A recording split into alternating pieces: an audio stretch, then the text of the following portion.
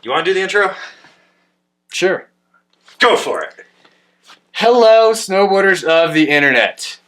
I am your host, Kevin Hub. That is... Avran LeFeber. And this is the Angry Snowboarder podcast. We're back. We're thankful. We survived November. We did. I got the flu and almost died. I did not. It's true. I had a pretty uneventful November outside of just doing snowboard stuff. I've gone Snowboarding's in snowboarding much. full-on swing now.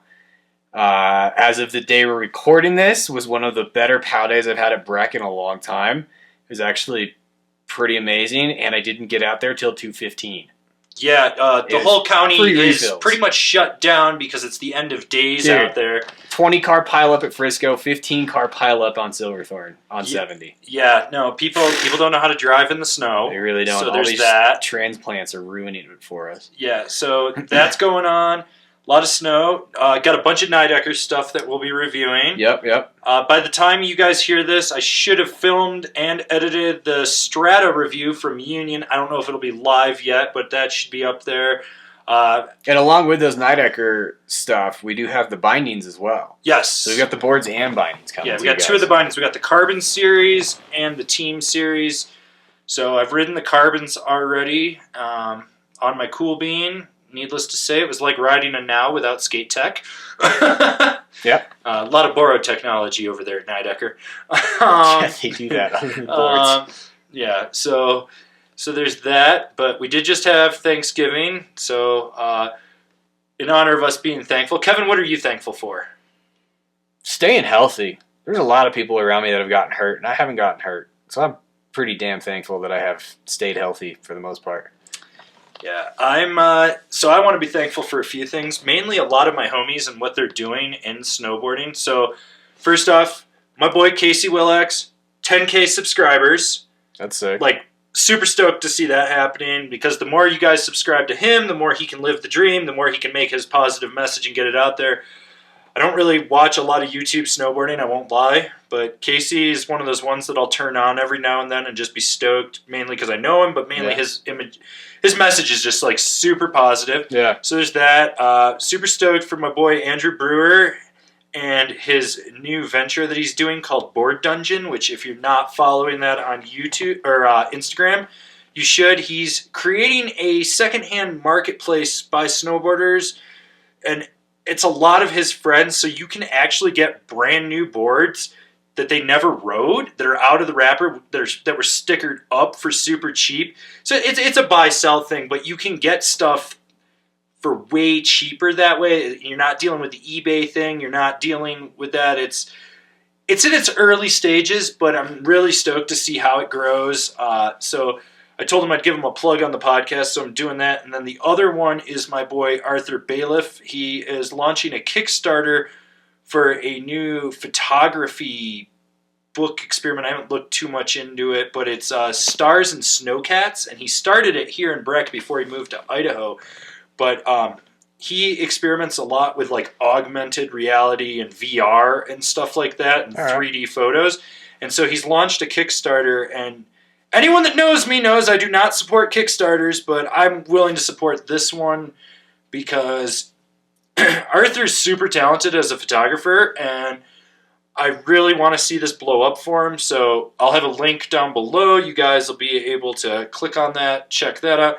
And finally, shout out to Chad Otterstrom for getting his photo book out. I bought 2 copies of it, so we will be giving one of them away this episode to the members, to one lucky member of Angry Snowboarder VIP. We'll be doing a random number generator. So if you're not a member of Angry Snowboarder VIP, you fucking blew it, because we did a random surprise Black Friday giveaway, even though we're filming this on a Saturday. That's right. Because Kevin had to survive Black Friday. He went to the Target. I actually went to the Target. Luckily, I went to the Target in Summit County, and it was just like a busy day. It wasn't crazy at all. No, it was probably harder driving there because it was snowing. Yeah. Than it was dealing with the Target. Yep. But on a plus side, I'm pretty sure no one has died yet again this year at a snowboard shop from being trampled to death. Nope. So we've got that going for us. Still on that streak of no deaths. No deaths in snowboarding from that. Let's see, what else? Oh, well, we pissed off a bunch of Gilson and Rurock fanboys with last month's podcast. That's fine. I don't really care. I love that the argument that they always go to is, well, how can you say that when you've never ridden it? You're using empirical data, blah, blah, blah. Have you ever read my reviews or seen my reviews? It's all empirical data. I got fucking my opinion. I'm giving you my opinion on it. Fuck off. On top of the fact, when I see a turd on the street from a dog, I don't need to pick it up and inspect it to know it's a turd. I can look at it and go, that's a turd. I don't need to touch it. I don't need to taste it. I don't need to do anything. It's a fucking turd. And that is how I view Gilson. And I love the people that are... I had one guy who's like, well, they're marketing fun, and that should be really important to snowboarding. Really? That's what they got is fun? They're literally marketing fun. Snowboarding's fucking fun. If you have to market your brand around being the makers of fun, you fucking failed. Snowboarding's just fun. Like, I'm a grown man child. I ride plastic and wood down a hill at high rates of speeds and spin around in circles. Like, this is snowboarding. It's fun. If snowboarding is not fun for you, maybe you should try something else. Yeah. Like, you shouldn't need to buy a board marketed as fun to have fun. That's ridiculous. You should just have fun. Yeah, which I can have on anything for the most part. Like, even really terrible snowboards, I can still have fun on it to some degree. Like, it's snowboarding. You can have fun. My version of a bad day snowboarding when I'm product reviewing is probably still better than working in an office and driving an hour one way to go to work. Yep.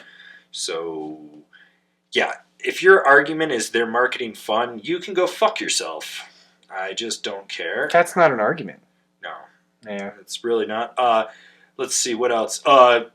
Reached out to Kemper Snowboards. They should be sending 1 to 2 boards in January, so we will find out if they are a nostalgic cash grab or if they can really ride.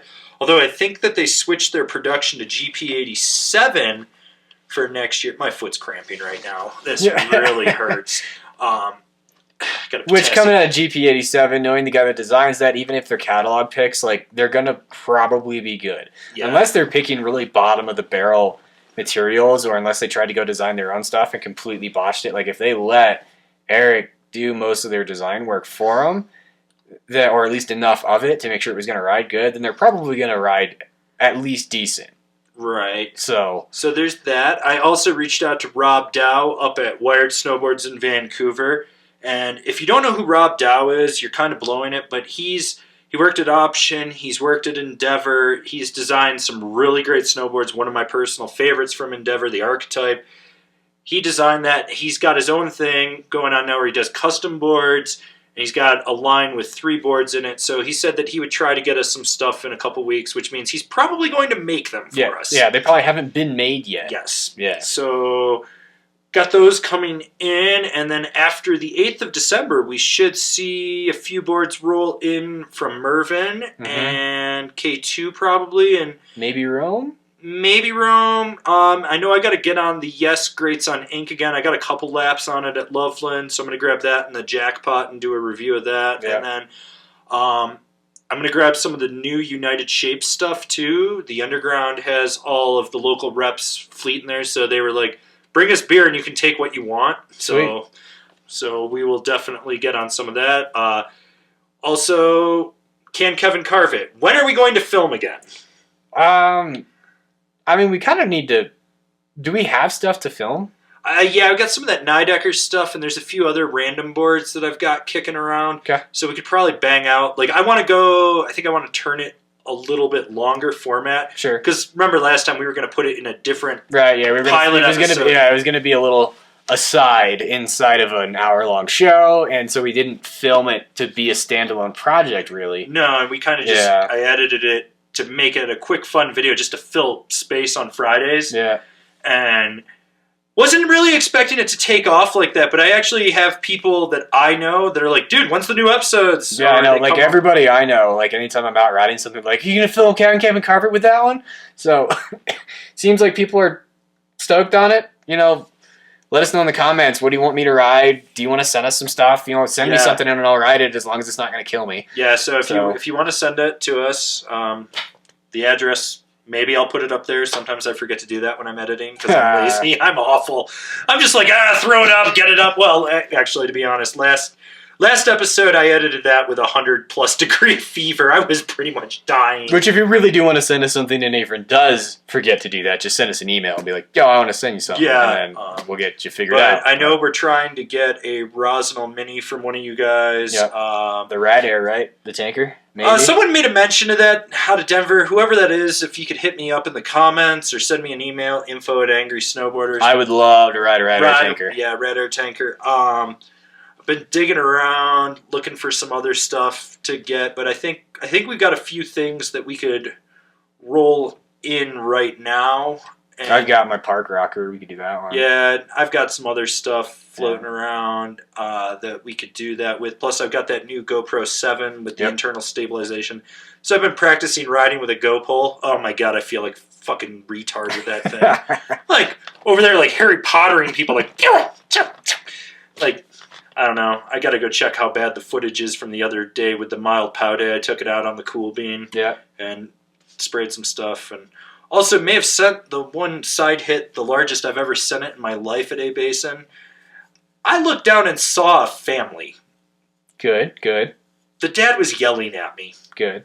Even better. Yep. But, yeah, so there was that. And then that's pretty much, like, what we've been up to in the last month. And I mean, I know a lot of you guys out there have seen all the reviews we've been dropping. This is all the older stuff that we stockpiled right before I mangled my knee last year. Mm-hmm. So the newer stuff, I'm trying to get more riding footage. The big issue is Kevin and I don't really ride together too much. It's just our schedule thing. You know, like he's got a full-time job, I've got a full-time job, and then doing Angry is a completely other full-time job. Like, I have no social life. Mm-hmm. But we're hoping to change that, and if you would like us to change that, you could always sign up to Angry Snowboarder VIP.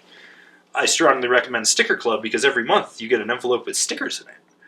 But if that's not what you want to do, you could always go to the Ultra Producer tier, and you will get a sticker envelope when you first sign up, and then you also get another envelope in December and June, and during December and June, you are entered into a raffle for just those members of that tier to win a prize pack. It's always a random prize pack. Before, we've given out goggles, we've given out a set of bindings. This next round, we will be doing a whole mystery apparel drop for people, which, speaking of apparel, if you did not catch our 36-hour sale, which turned into a 40-hour sale because I couldn't make it back from Loveland in time to turn it off, you blew it. But we did have decent sell-through. We sold through about half of what we had. The next drop, I'm not sure when it's going to happen, but we got some new designs that we'll be rolling out, and look for that. Also, we will be entering a specific, or we will be creating an ambassador position for certain social media influencers, people that we mainly know, that we love what they're doing in snowboarding and stuff, and they will have promo codes to give you guys so you can get discounts, whether it'll be free shipping or it'll be 10, 20% off. So once we've got a little bit more of that dialed in, probably next podcast, we'll give you a list of who the people are, who you need to be following, and you can always hit them up to get that promo for the next drop. But the next drop will be a very, very big drop, and it probably will not be for a couple months. Yeah. So we got to pile some stuff. Yeah. Well, got a bunch of new graphics coming in, so then it's tweaking colorways and finding different things. Right. Yeah, so there will be that. You got anything to add, Kevin? I think that pretty much covers it. I think. Yeah. So yeah, I mean, I've been trying to snowboard, so that's cool. Yeah, I got 7 days now. I got 4. It's okay. But I've had some quality days. So. I've had to ease my knee, and those first 2 days were just so rough. I'm pretty sure I'm getting knee surgery next summer. Fun. Yeah, that's gonna be great. Should we add a Patreon level for Avran's knee surgery? What do you think? Leave us a comment. I'm just gonna put a surgeon tier and see if they'll do it pro bono. Hey, there you go. And we'll see about that. And if you do a good job, we'll plug you in the podcast. It's worth it. Totally worth it. Still looking for a car too. If anyone is an auto broker, please reach out to me because I'm having a hell of a time finding the exact car I want.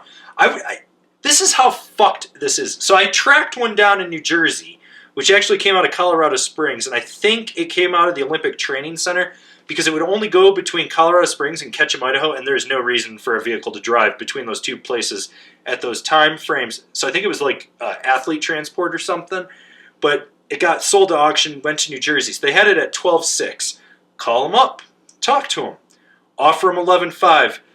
They're like, well, we'll get back to you with a counteroffer. I figure they're going to come back 12, 12.3, something like that. Whatever. No big deal. They came back at 14.1. That's the opposite direction that negotiations are supposed to go. Yeah. There was, and then they asked me how close I could get to that number, and I told them 12. And they're like, well, we're world apart. And I was like, yeah, we are. Physically and financially. Yep. And this is not like the first dealership that this has happened to me. I dealt with a dealership in Denver. They had one come in. I was the first person to call. They had no photos of it. I knew what it was the second it hit. And I went down to go check on it and get my 1-year checkup on my eyes from surgery. And I was willing to buy it that day in as-is condition. And it needed some work. And I put $11,000 in cash in front of them, and they would not budge. And I was like, it needs this, this, this, this, this. And they're like, well, we can do all that. And I was like, you're going to put shit tires on there. You're going to do this, you're going to do this, and you're going to do this. You're not going to do it right the way it is.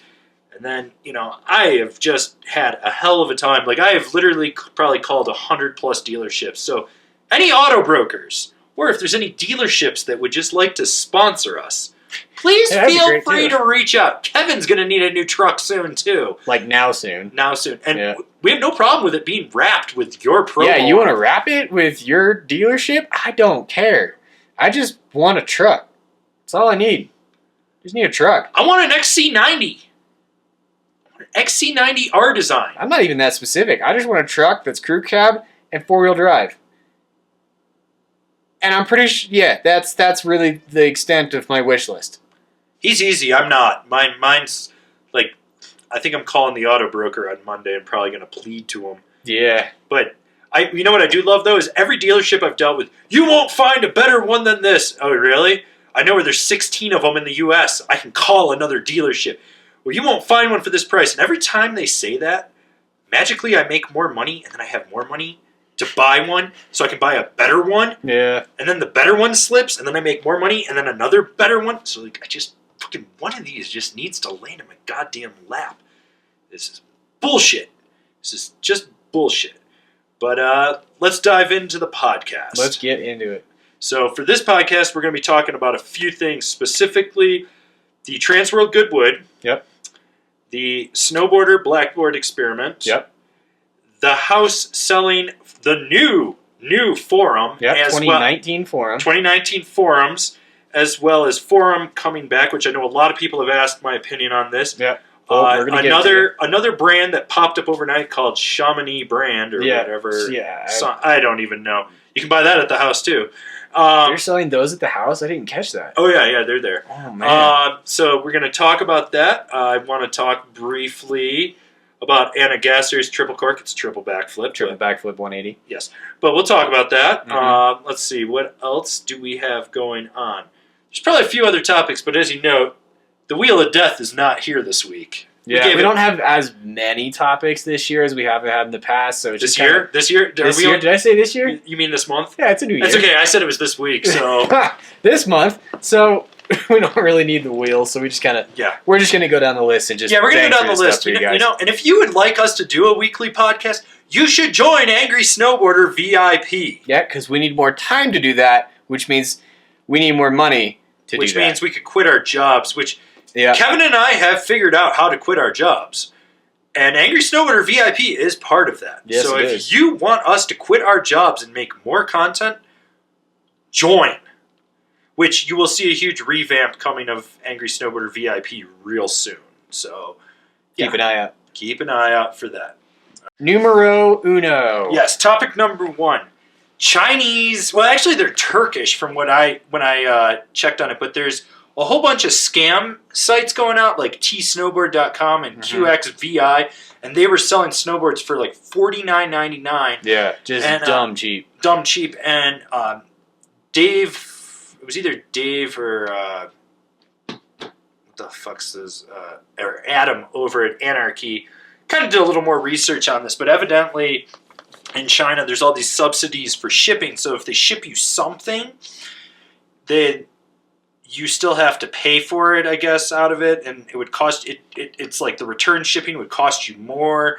So you eat the cost for what they're doing. So basically these guys are scamming you with these websites. Like, it was hilarious. I was seeing like Unity Wales going for $49.99, which I was like, Unity, just so everyone knows, Pete's really not doing much with the brand anymore. He's just like selling. Basically just doing like custom orders. Yeah, he's doing custom order direct, but it's local to us. I mean, he's only 14 miles away. Right. And so I saw Gilson's on there. I saw Capita's, Burton's, everything like that on these websites. Seeing Unity was really the big one that I was like, okay, this is for sure fucking fake, because Pete's definitely not selling these guys boards. No. Like, no. And so, yeah, they were coming out of like Turkey or something like that, but where the websites were registered. So they were probably running an e-commerce platform through there that rerouted back to China. Mm-hmm. But I was looking at everything, and it was like, people were like, would you risk it? And I was like, I'm not giving them my credit card information. Hell no.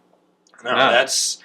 And, but, yeah. I wouldn't risk it regardless. Like, you see, like, seriously, you really think you're about to get a brand new Capita for $50? Fucking come on. No. Like, yeah, like, snowboard companies are making a fair amount of money, and it costs, everybody thinks it costs a penny to make fucking everything. Well, it doesn't. And a snowboard costs more than $50 to make. It costs the brand more than $50 to make a good snowboard. Yeah. It does. So, no, you are not getting a snowboard for $50 unless it's in a shop. And to get it from a reputable brand. Yeah, no, not happening. Reputable brand like that. Just seeing how it is. Like, I think when I was looking at getting some boards made up by GP87, just like bottom of the barrel, like just jib noodle stuff that I wanted, and then there was like free ride. The cheapest I could get it, I think, was like $155 grounded cost into the US. Right. So there's just no way. But it's just funny that the way it is with the subsidy from the government, they can afford to ship it to you because it costs them nothing, even though it'll take you like 4 to 6 weeks before it would arrive. Mm-hmm. So it's coming like out of Shenzhen province or something like that. So they'll send you something. It won't be what you want. And then if you try to dispute it with them, they'll be like, you have to ship it back. It'll cost you probably like $80 to $100 to ship the item back. So what they're banking on is you just not dealing with it. Yeah. And they'll just take your money because they did ship something. Right.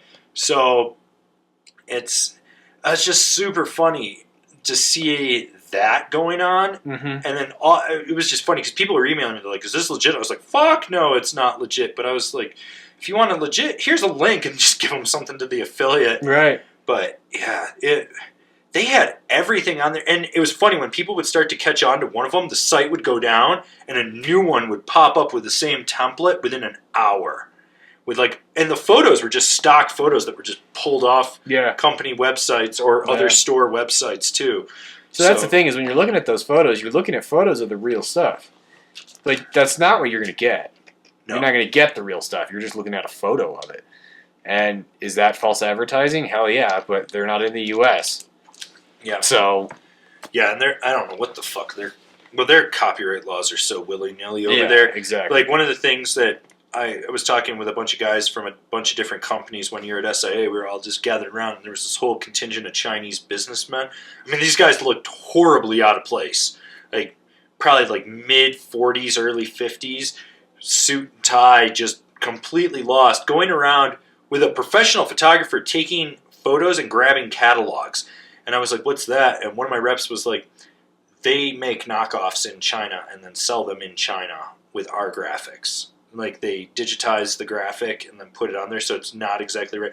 I've never seen one personally. Yeah, I haven't either. But from what I've heard, this is kind of something which is why over there American made has such a big connotation, because they're like, well, it's because the quality difference is so there. Like, they can see that rougher finish and stuff. Right. Versus like just those mass-produced boards. And I'm not saying China makes bad stuff, because they do make some great stuff, and there's some great factories over there. Yeah. But there's also these like little shit factories, which I get like 30 emails a month from. And I don't know, for some reason they think I'm a snowboard manufacturer, and then I'm going to order Polonia wood cores from them, and then they've got a brother or something. And the funny thing is like it's all like the email is all in Chinese and stuff, and then it's you can tell they translate it, and they'll be like, "I'm Judy from blah blah blah," and I was like, "You're not. Your name's not Judy. You're not. Judy. Your name is not Judy. I probably can't pronounce it. Yep. That's fine with me." Uh-huh.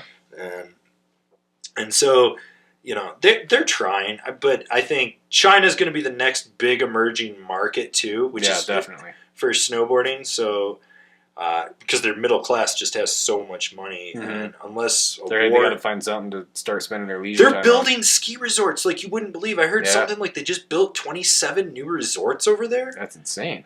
They've got the snow for it too. Yeah, they do. So I would love to go to China and ride stuff, but yeah, that'd be interesting. Yeah, so it's funny to see these knockoffs, and then someone pointed out to me too. Speaking of knockoffs, that someone is selling on eBay Adidas ADV boots.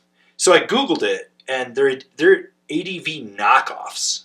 Like, you look at the photo, and you can see it's different, and then when you go to the product description, it'll be like, women's Burton, size 13. And I'm like, hey, well, that doesn't exist. Yeah. And basically, what's happening there is, because Adidas, because they're boost foam in those ADVs, Adidas is making those boots. Where like Nike didn't own the factory that they was making their own boots. That was part of the whole issue, was because they didn't own their own factory, they weren't making enough money to justify it in their own eyes. But Adidas is actually making their boots. Okay. And so what's happening is the same thing as when you go over to China, you can buy real Yeezys for $40. Right. They're real. They're just being shoved out the back door of the factory. I almost guarantee that's what's happening with these snowboard boots. Is there no? Because if you look at the photos, the stitching and everything is such a telltale sign. So is it boost foam? Have we been able to get a high-res enough photo to look at that? I don't even need to know, because I was looking at like a liner photo, and I was like, that's not how their liner actually looks. It's like a lower end quality stuff. And you look at it, like the Adidas's usually have like a double or triple stitch. Yep. These are all single stitch. Okay. Yeah, it's the fine detail, but they're selling them for $300. So you think it's real, and you like look at it, and I was like, holy shit, this thing. Yeah, the big thing. Somebody out in China got some Adidas boots. Well, that's the thing, is you're like, when you look at the country of origin, and then it's like China, and it's coming out of the Shenzhen province, which is the industrial area, and that's where a lot of snowboard stuff is made. So I was looking at that, and there's just, you look at the photo, and you're like, that's not an ADV boot. It's not. It doesn't have the right branding on it too. Like, it looks close, but it doesn't have. That's the one thing you can say about an Adidas boot. If you pull the liner and the footbed out, those things have like their logo and their marketing all over it. Those things are just impressed with everything. And so going in, looking at all that, I was just like, this is funny. And a bunch of people were just saying, they're like, well, do you risk it? And I was like, well, eBay will give you a money-back guarantee. But I thought about buying a pair just so we could mock it and then returning them, but I was like, I don't want to deal with that headache. And it's just... But this is the world we live in right now. I mean, we're going to start seeing knockoffs flooding in. Yeah, it's kind of the weird thing with snowboarding getting big enough that now knockoffs are going to be worth trying to do for some people. For some people. It's weird to reach that size now. Well, it's interesting to me to see that someone actually takes the effort and thinks that snowboarding will make money. Yeah, right? Maybe they should hit up some of these snowboard companies and ask them how much money they're making, because... Not that much. Yeah, how do you make $1 million in snowboarding? You spend $4 million. So yeah. But the product description on these boots is just it's way out of whack. It just does whoever's doing this clearly they have no clue what they're doing. No, but I bet you there's people that are buying them. And like one day when I was scrolling through eBay and stuff, I mean, I was seeing them for like $89, $90, and I was like, oh, you guarantee you people are buying them. But once again, 4 to 6 week delivery. Yeah. Coming out of China. Yeah, directly out of China. Mm-hmm. So, Which I'm not, when I order stuff off Amazon, sometimes I always look to see if there's a Chinese counterpart. If it's something stupid that I'm like, I don't really care if I'm going to break it. Sure. Why would I pay $20 when I could pay $7? Yeah. I know I'm going to break it regardless. So I'll do it. But, sometimes it's coming out of China. And oh my God, they'll be like fucking on a slow boat. And I'm just like, oh, you're killing me here, people. Yeah. So, yeah, these things, I don't know. So again, if the deal seems too good to be true, it probably is. Yeah. Same story. That's it. I mean, if you're serious about buying something and you find it a crazy, insane deal, and I'm not saying crazy, insane deals don't happen. I mean, it's... Occasionally they do. I mean, it's Black Friday through Cyber Monday sale going on right now. Mm-hmm. But look at the store. If you've never heard of it, if it's like QXZ3 snowboard shop, probably not fucking real. Yep. And... The other thing is scroll through the store and go to like the About section and the contact page and see if it's just a generic template from WordPress or something. That's the telltale sign. If they haven't gotten the website together, because usually they just throw these things up in like 20 minutes, half hour. Yeah. That'll tell you right away if it's going to be there. That's why I've got all those links in all of our descriptions and stuff. I put it in there for all of our affiliates. We know those shops exist, that we know they're solid. Mm-hmm. When you're on the website and you're reading it, it says, click this to go to a local shop, and it goes to the local shop. That's clicking through the dealer finder of the brand, stuff like that. Like, I'm going to direct you to real deals and real websites. Yeah. Same thing with any of Kevin's reviews on there. Like, we're going to do that for you guys. Like, that's when because I'm the one that handles the back end. So when I'm over there, like, putting it in, I make sure that I'm like, well, okay, this isn't a questionable thing. And believe me, when I was doing the affiliate thing, there was like a split from the big one we use, which is AventLink, to this other one. It was Pepper Jam or something like that. Fucking, you want to talk about putting the cart before the horse. These guys sucked. I tried to use them. I killed it within a month because these guys... fucking like cavemen with a rock just trying to hump it. Just awful. Just didn't know what the hell they were doing, and it was awful. And I'm like, no, it's not good for us. It's not good for you guys. And that's the big thing, is we want to make sure that it's easy for you guys. So this is more like a PSA at this point. Yeah, kind of. Don't buy from shady websites, because you're not going to get what you think you're getting. Yeah. So if that's the case, just don't buy from shitty websites and you'll be good. Yep. All right, so before we get into the next topic, Kevin, we've got a giveaway on Angry Snowboarder VIP for one lucky member. There's about 100 people on there, and I'm on randomnumbergenerator.com. 1 to 100, generate number 31. I have no clue who 31 is, but we will see in order of people joining who number 31 is. And then I'll contact them on Angry Snowboarder VIP. And this is why you should join Angry Snowboarder VIP, on top of being able to get stickers or discounts. We just gave away something. We literally are giving away a apparel prize pack. So, yeah. Anyways. All right. I think a lot of people have been waiting for us to talk about this one. Yeah, they have. Forum's back! So special Sorta. blend. Sort of. A special blend in Foursquare. Yes. And by back, I mean someone had enough money that Burton licensed them the trademark. Yep. And somehow the house already has 2019 snowboards. So the interesting thing, I don't know if you caught this, but those graphics are the 2014 graphics. Oh, really? Yep. I didn't realize that. I was looking at it, but... I'm pretty sure... I'm pretty sure that was the Destroyer graphic, what was going to be for 2014.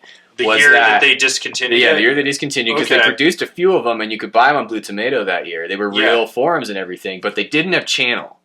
That was the big thing I noticed on these, which there's only a couple factories that could be coming out of that. Well, it's I'm pretty sure it's coming out of Mausen in China, which is the same place that does Signal and Endeavor. That's what I figured. Yeah. So, but yeah, that was the big thing. So a lot of people have hit me up about this, and if you follow us on Instagram or follow Angry Snowboarder on Instagram, you know I put something up about Reflection brands buying the trademark. Special Blend never made fucking goggles, ever. No, never. And would never sell them for $28.99. No, that's insane. That is an open mold goggle off of Alibaba. Oh, yeah. Or some shit. Like, it's not No, don't. No. Like, that was never a special blend. They never made fucking goggles. No. No. And it's funny, if you go to Reflection Brands Instagram or something, I was digging around, and it was like, it literally looks like it's some dude in Encinitas or somewhere in SoCal, somewhere near a beach, but he's got a printing press or like a screen printing press for shirts, and he's just doing the generic Forum logos on stuff. Yeah. And the other thing is, there is clauses on the website that say, "Do not confuse us with Burton. This is no subsidiary of Burton. We haven't," and they have like a no compete clause with Burton for the Forum stuff, and it's just so fucking mindless. Which is strange to me that he has that up there, and yet he chose to have the boards made with channel. Yeah, that's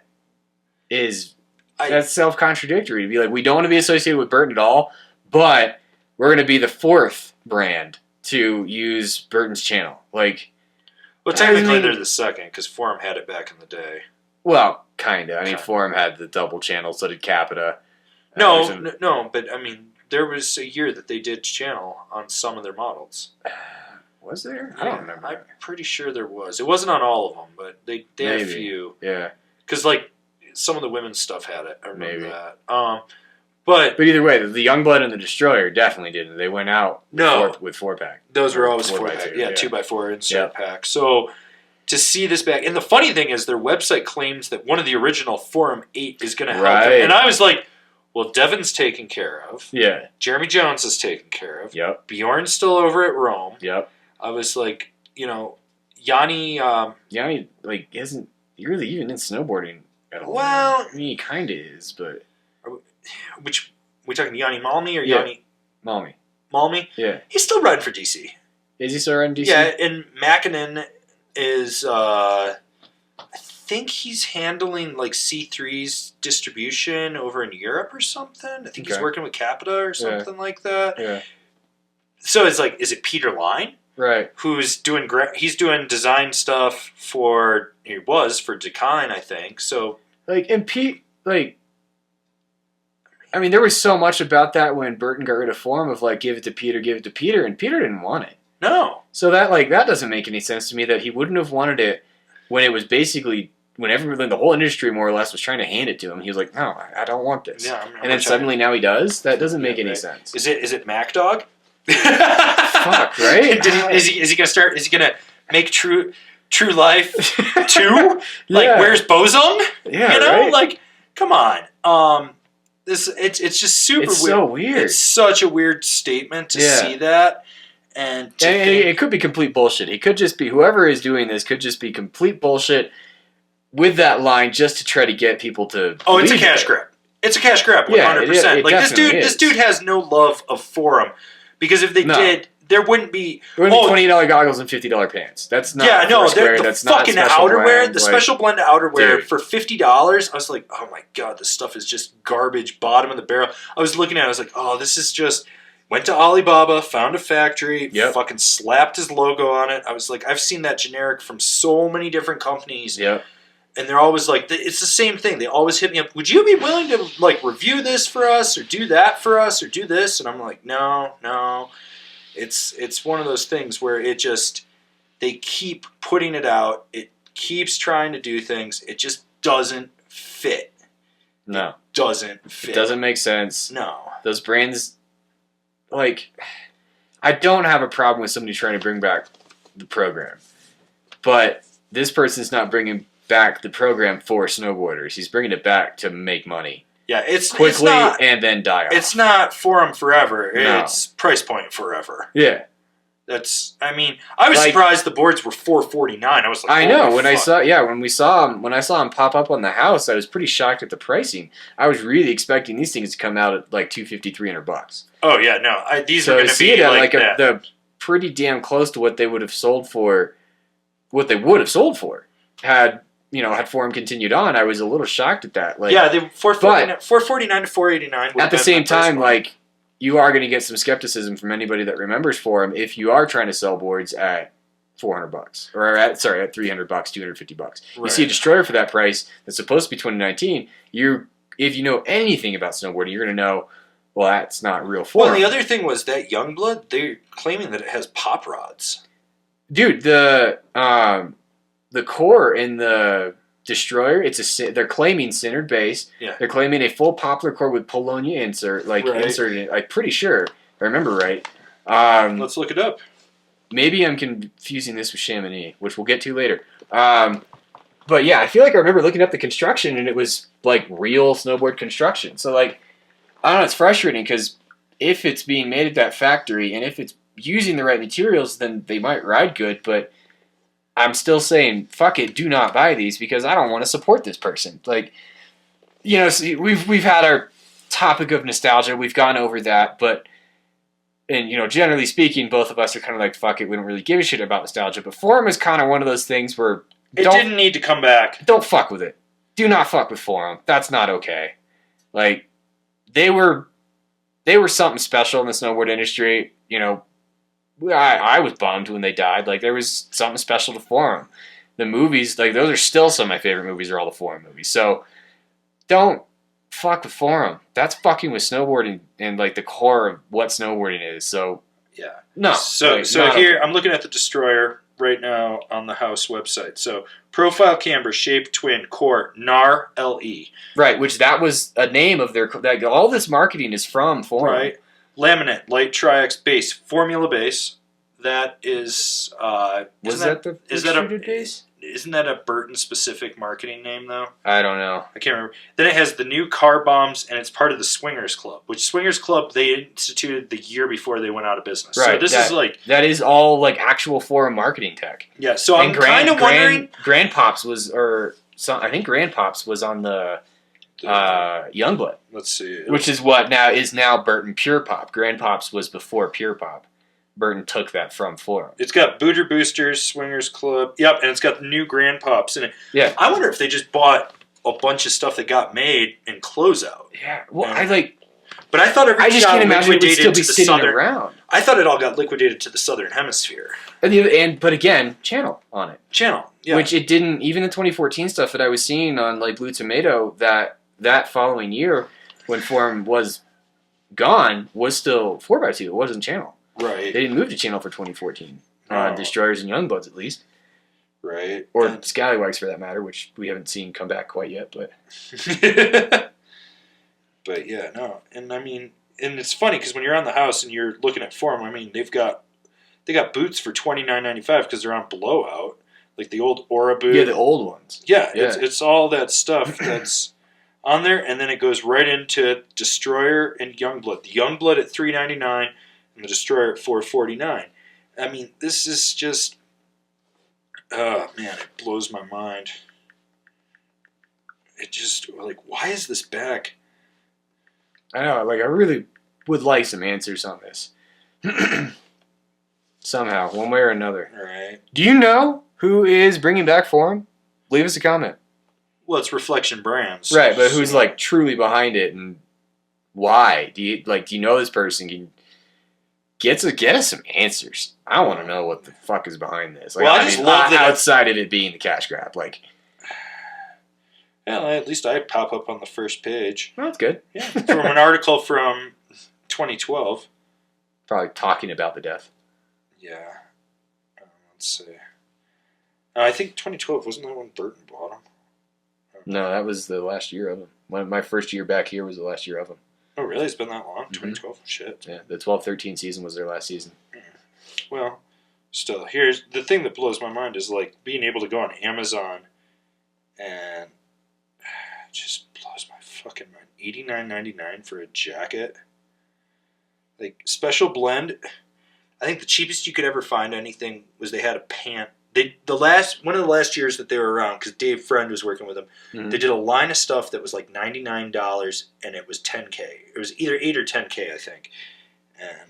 But yeah, this one, it's like special blend men's snow jacket, water windproof 10K nylon Oxford fabric, keep warm thermal mesh lining with insulated hood, tech snow skirt and ninja cuffs, critically taped seams for added waterproofing, ventilation system for easy cool down, easy access media goggle pocket with mesh interior dump pocket, best use skiing, snowboarding, snowmobiling, snow sports, and other winter outdoor sports.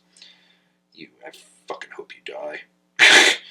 But let's see what we got down on the no customer reviews and no questions. I should write a question and be like, question. I should just start trolling them on Amazon.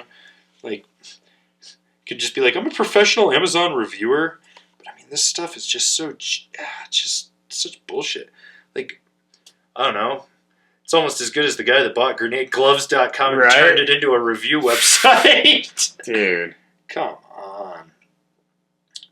The funny thing is they've got a men's P4 control jacket from 2009 on here for $99.99. It's more expensive than the new stuff. The new stuff, yeah. It's probably also better quality. Yeah, this fucking... What the fuck? Like, I just want to swear and scream and punch people. Let's see what their Facebook says. Because this ought to be interesting. Oh, I have to log in? I don't want to log in. It requires work. Here it is. Let's check out their website. Welcome to the future home of special-blend.com. Oh, there's no website there. Let's check out Reflection Brands. But this is... I mean, this is just so... It's so out of left field, too. Like, it came out of I just, nowhere. like, I couldn't believe... It came out of nowhere when we first saw that the program was going to come back, and they had the whole website, and it was hard goods coming soon, and then out of nowhere, suddenly they're at the house. Yeah, that was, like, what was it, 3-4 weeks after I announced it on Instagram. So, I'm on the Reflection.com website, so it's REEFLECTION. It's Reflection. Of course. Not Reflection. And the first one I see is Rinse Hanger, then it's Nice Rack, Special Blend, Forum, Foursquare. Yep. So, they're a hanger company, which maybe they should take that hanger and perform an abortion on themselves and get rid of Forum. Mm-hmm. Oh, October 27th, 2018, they have a blog post with Forum. It's really real. For real, though. Oh, I want to read this. Let's see what they have to say. By now, you may know that Southern California intellectual property attorney Joshua Schoonover has filed trademark applications to register the marks Forum, Foursquare, and Special Blend. Oh, fuck that guy. Yep. Schoonover has licensed the right to these marks to Reflection Brands. So someone else licensed them, then sold them. Yeah. You may be confused and ask yourself, doesn't the Burton Corporation own these marks? Well, no. They abandoned them in or around 2012, and by doing so, they opened the door for anyone to register these marks. Didn't you see the press release? However, Schoonover was first and has secured priority with the United States Patent and Trademark Office. Burton has challenged Schoonover's claim to Forum in a trademark trial that is now pending, but honestly, the trial is probably nothing more than a formality. I suppose we will see in due time. They might have killed the brand, but I'm pretty sure they were holding on to the trademarks. Yeah, that was part of the whole reason of killing the brand instead of selling it to Sports Authority or Dick's, was to keep it from being a basement brand. Okay, so the press release continues. To our friends and customers, we understand that the relaunch of Forum, Foursquare, and Special Blend may bring some controversy and buzz in the industry. You're not in the industry. Go fuck yourself. Yeah. And while most individuals are stoked and overwhelmingly supportive and positive, there are a few in the industry that want to keep snowboarding in the hands of the greedy corporate giants. What? What? I'm sorry. What? What corporate giants? Burton's a privately owned company, for Christ's sakes. It's literally a private company. So literally Jake and Donna. Jake and Donna. Like, that's it. And they bought it because they didn't want K2 or anyone else to get it. Yeah. They didn't want Jart. Okay, so here, it's a niche market, and if you think they own it entirely, they don't want anyone else to play in the sandbox. There are more snowboard companies now than there ever were. The establishment feels threatened that we may take their market share. No doubt there will be corporate trolls and Burton groupies spreading hate. Well, you might be a Burton groupie, but I'm not. I wouldn't even call myself a Burton groupie. Like, I like a lot of the stuff that they're doing, and they're doing more on some facets of the whole snow sports industry than any other company out there. But, like, even still, like, again, Burton's privately owned. They're not a corporation. However, remember who terminated the contracts of riders, laid off employees, and who unilaterally killed these iconic brands, or so they thought, in order to achieve their self-serving objectives. So Burton bought Forum what was like 8 or 9 years before they killed him. I think it was 6. Yeah, like something like that. Something like that. In order to keep them from becoming a Sports 30 brand. When Peter Line ran Forum into the ground because he's a great snowboarder, not a businessman. No, Peter wasn't even running the company. I thought he was. No, he was there. He was just a founder. Well, whoever was running it before, they ran it into the ground. Burton bought him to keep them from that happening, to keep them a true snowboard brand. So, and then they bankrolled them for the next 6 to 7 years before finally being like, they you know paid what? off their debt. We can't hold your hand anymore. And the snowboard industry right at that time was like kind of starting to get into a rough period. We saw a lot of small brands die right around that time. So, sorry, like, if you're that bitter about Forum dying, maybe you should have bought a Forum. Yeah, no. That fucking easy. This press release keeps going. This is a story of an underdog, a humble patron of the slopes, a regular guy who had an edge and saw an opportunity to bring back the brands he loved as a Grom, and who is not afraid to take on the industry giant. Who the fuck are you? You're nobody. Go fuck yourself. For several years, we have been unable to access apparel, outerwear, and hard goods bearing our favorite marks. Instead, they have tried to cram Burton brand down our throats like foie gras. Google it. Shame on them. Most people know what foie gras is, but okay. Well, let's just be real here. It's Burton. They're literally the biggest and oldest brand that has grown. Like, I mean, yeah, there's Winter Stick. There's freaking Barfoot. Moss. The Moss, Sims. Yeah. But how many of them have been able to stay at the top of the game? None. Like, let's be honest. The snowboard industry as a whole would not exist without Jake Burton. Yeah. You can hate Burton all you want for dumb reasons. That's fine. But snowboarding would not be where it is today without him. Period. Okay, so this continues. We aim to provide access to goods which bear these iconic marks, in part for reasons of nostalgia. Cash grab! Cash grab. In part to keep the story alive for future generations, in part to promote the legacy of these brands and the key players who we grew up watching and emulating, and in another part to energize a dying industry and to get people back on the mountain and supporting small businesses who depend on winter snow sports for sustenance. Okay, let's just dissect this one right here. First thing I noticed, not once did he mention product, he mentioned multiple times branding. Branding. He is selling the brand of Forum, the brand of Special Blend, and the brand of Foursquare. He's not selling product. So Forum did a lot of revolutionary things in their stuff. Like, honestly, they did. And, you know, they were one of the precursor brands to getting us ICS. Right. They did a lot of stuff with their bindings. They did a lot of stuff with their boots. They did a lot of stuff with their boards. Yeah, the first couple of your boards, you might flex them and the die cut might pop out. Well, whatever. Sure. You know, these things happen. But you know what? If you want to claim that you're going to bring progression back to us, first off, don't say that we're dying. We're in a state of flux. We will always be in a state of flux. Yeah. We are finally at a point where the largest generation of snowboarders, who this guy is part of, which is my age group and Kevin's age group, because we're about 5.5 years apart. We're close enough. But there's this age group difference. So what you get here is the largest group. Well, people tend to leave because they go and have careers, they go to college, they get married, they have kids. They are all now coming back with their children in droves. I don't care what anyone says. The data in the next 5 years for snowboarders is going to be an uptick. It's not a downswing. And that's just how it is. We will have a generation of kids coming in whose dad got back into snowboarding and dragged their ass back up. This is one of the first times that, like, snowboarding is not that old. So this is really, like, right around now is kind of the first time that all of us, like, all the people that were able to start snowboarding at a young age are old enough now that their kids are going to start snowboarding. This is the first time we've seen that start to happen, really. Well, I mean, we have seen, obviously, kids start snowboarding because their parents started snowboarding, but their parents started snowboarding when they were already 25 to 30. Yeah. This is the first time we've seen the kids that started at that time start having kids. Well, my boss is 48, 49, got his first board in 84. So he's that guy. Right. His kids are 5 and 7. Yeah, we start them late up here. Yeah, we do. And so his kids are 5 and 7. His youngest, his 5-year-old last year was like, Papa, I don't want to ski. I want to snowboard. Mm-hmm. He was 4.5. So That ought to tell you what's going on. Yeah, you can't say any sort of trend. We haven't had enough time as a sport, as an activity, to show any of those kinds of trends. Let's just roughly say it was 77, so we're 41 years in. Right. But let's say as a snowboard industry, that would be 1982. That would be almost 36 years. Right. Because it's about the same age as me. Right. So there's that. But what I love is a dying industry. If it's dying, how come we're getting more brands than ever coming in? Mm-hmm. There was a contraction. It rooted out the weak. And this is how it goes. New people come in, they breed life. They bring it.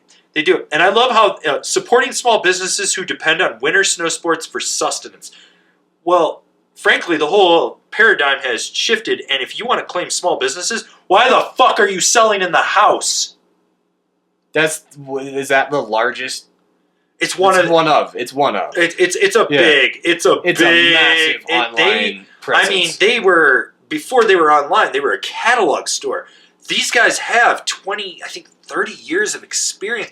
I mean, the fact that they were able to buy Sierra Snowboard at the end there and just buy up their inventory and absorb it and everything. I mean, that's not a small, I don't know any small core shops. Out of all my friends that run core shops or work in core shops, I don't know any of them that are like, oh yeah, we're going to bring in this forum because we need these $29.99 special blend goggles, or we need these the gloves. Did you see the gloves? Oh, God. Oh my God, those gloves. I've got a set of those gloves from some other goggle brand, winter sports brand from China that sent them to me because they want me to review them. And I was like, I'll never wear these fucking things. They're pieces of shit. Yeah. Okay, so there's still more of this press release. Heavy is the head that wears the crown. We realize that if we are successful in perfecting exclusive rights to Forum, we will have a substantial burden to make sure this is done right, and we look forward to the opportunity. On that note, while we cannot discuss much at this time, we have close ties with an original member of the Forum 8 who is actively advising us, is heavily involved, and going to help us do this right. Rest assured, we don't expect to bring back the original team. Well, no shit, most of them, I'd hope not. They're old. They're all retired. Yeah. They're like ambassadors now. Yeah. Like Bjorn is the only one going strong still. Yeah. Well, Devin's still doing some stuff. I can't fault Devin. He's riding a lot of power. Yeah. But we will have at least one of the Forum 8 bringing up the next generation of Forum riders. To all who were let go by Burton when they killed the program, please reach out. Let's do this together.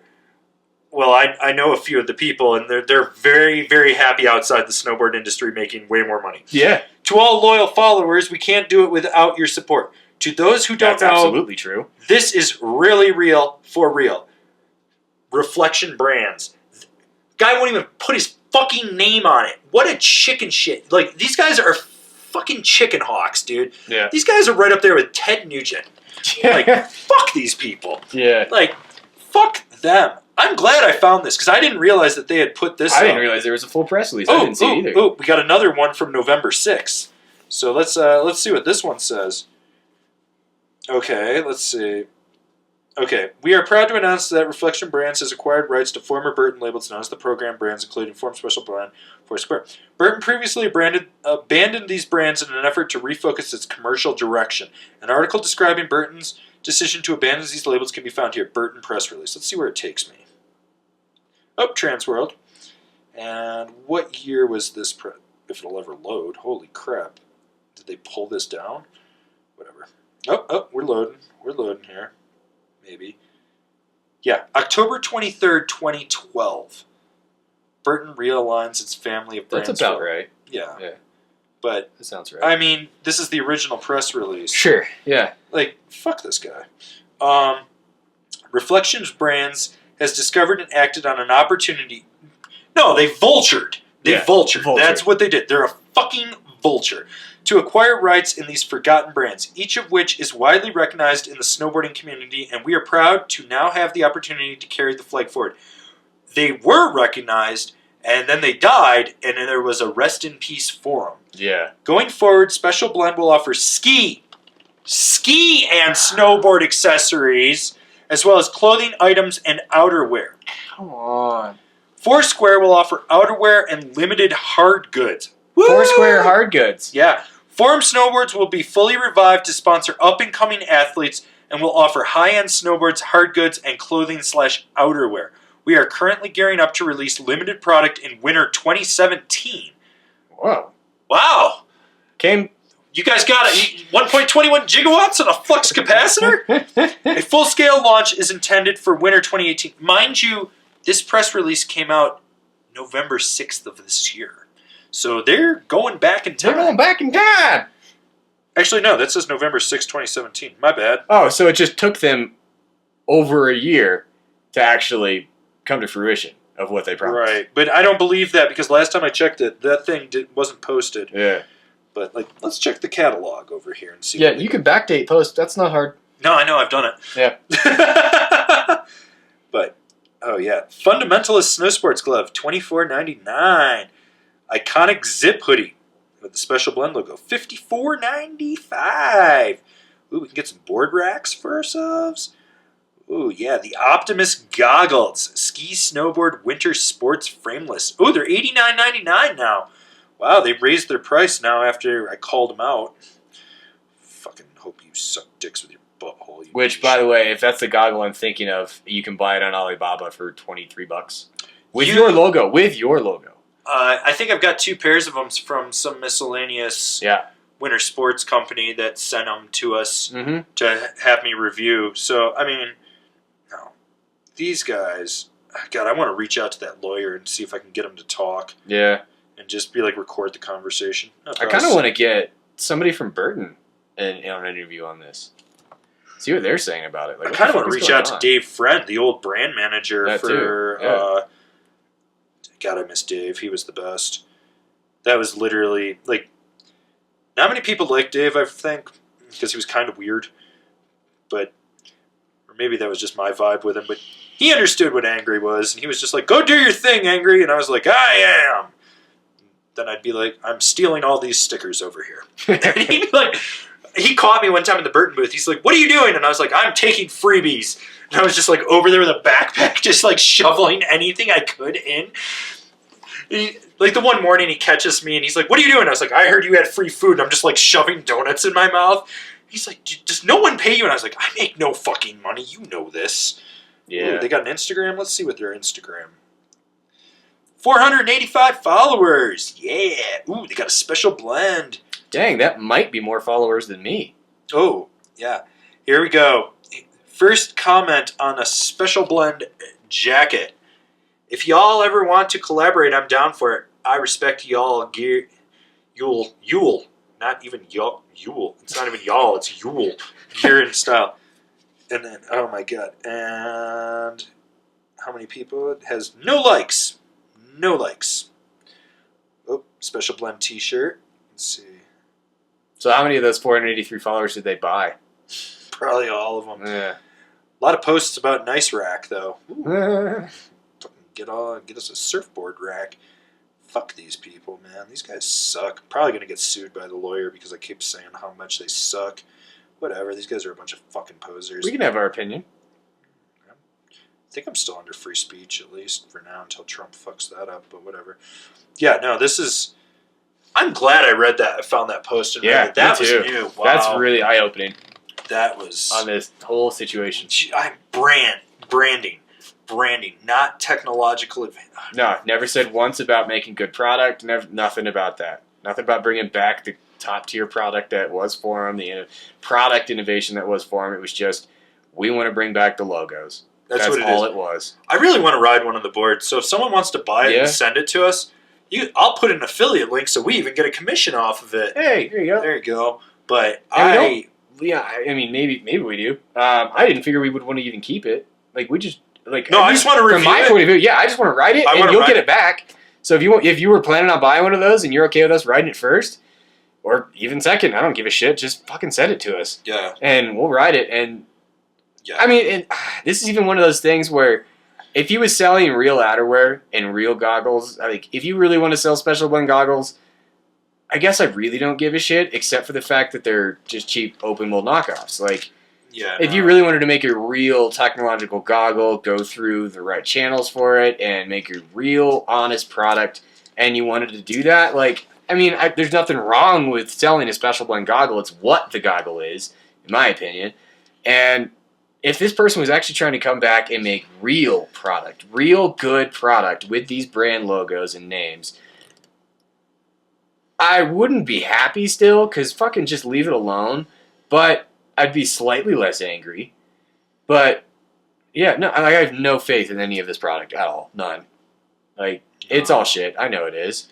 Seriously, why can't they just take their fucking hanger and cause an abortion on themselves? Like, somebody really wanted to start a snowboard company using all of this open mold, open buy shit from China, and didn't really want to do it because they didn't really want to try and create a new brand because they saw how hard that fucking was. So they were like, oh shit, we can buy the program? That's their gloves right there for Special Blend. I had Special Blend gloves like 20 years ago. Mm-hmm. They were better than this. Yeah. Like, oh my god, dude. Fuck. Yeah. Fuck these people. Yeah. Maybe I'll go register for M. FOR-EM as a brand, and maybe I'll hit up GP87 and make some snowboards. I mean, if you guys are behind me making a knockoff of a knockoff brand, I will do it. Or we'll just do Forum, FOURUM. For we could do that. Yeah, no. 4 square, 5 square, because 5's better than 4. Yeah, there you go. Special blend. How about average blend? Average. How about unblended? Unblended. Unblended. That could be our whole shtick with this. I just fuck these people. And then we'll just be not the program. Oh my god, the best is going on their Amazon store. Why did I do that?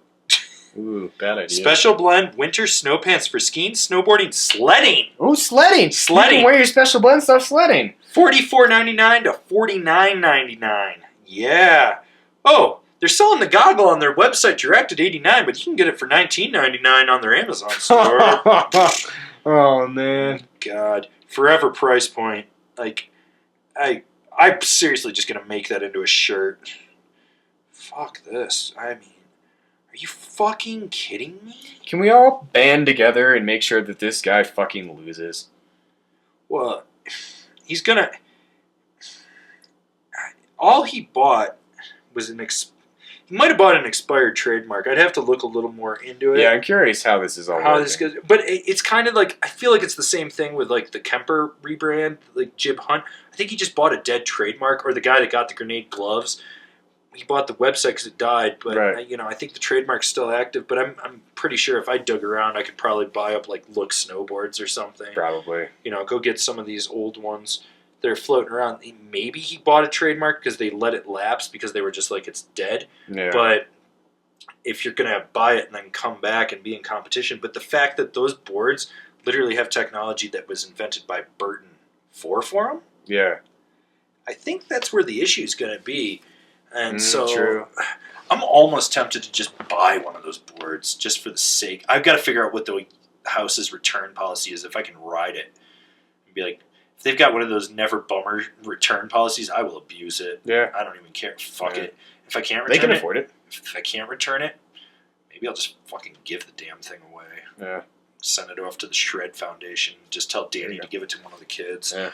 Or something. Which, by the way, if you really are feeling thankful since it's after Thanksgiving and you want to help out a really good charity, I would recommend checking out Shred Foundation. They just updated their website. They have merchandise to buy. You can pledge a donation. If you're in the Beacon area of New York or around Wyndham, I believe it's Wyndham or Hunter, they're kind of in that area. They are looking for volunteers. So if you would like to help them and you want to give back to snowboarding, I strongly recommend it.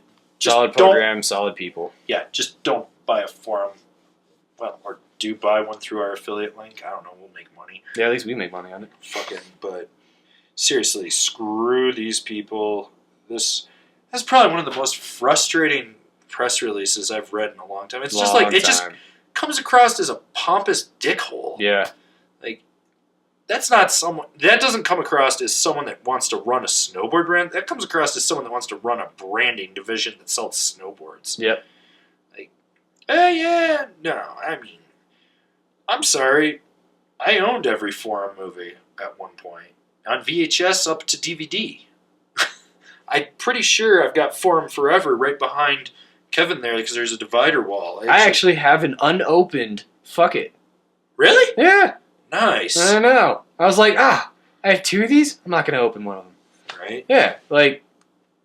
Yeah. Like those movies were like that, and the Forum team was always so fucking good, and the movies were so much fun to watch. Like, this just hurts. I want to know which one of the original Forum 8 it is. If it is anyone. If it is, watch it. It's going to be like one of the regional Man-Ams that got into one movie and has 3 clips or something in true life. Yep. Or is in Decade or fucking... Let's see what else. Maybe he's in... No, he wouldn't be in Forum forever. No. But... Because I know it's not Dev. It's probably not Duff. It's not Bjorn.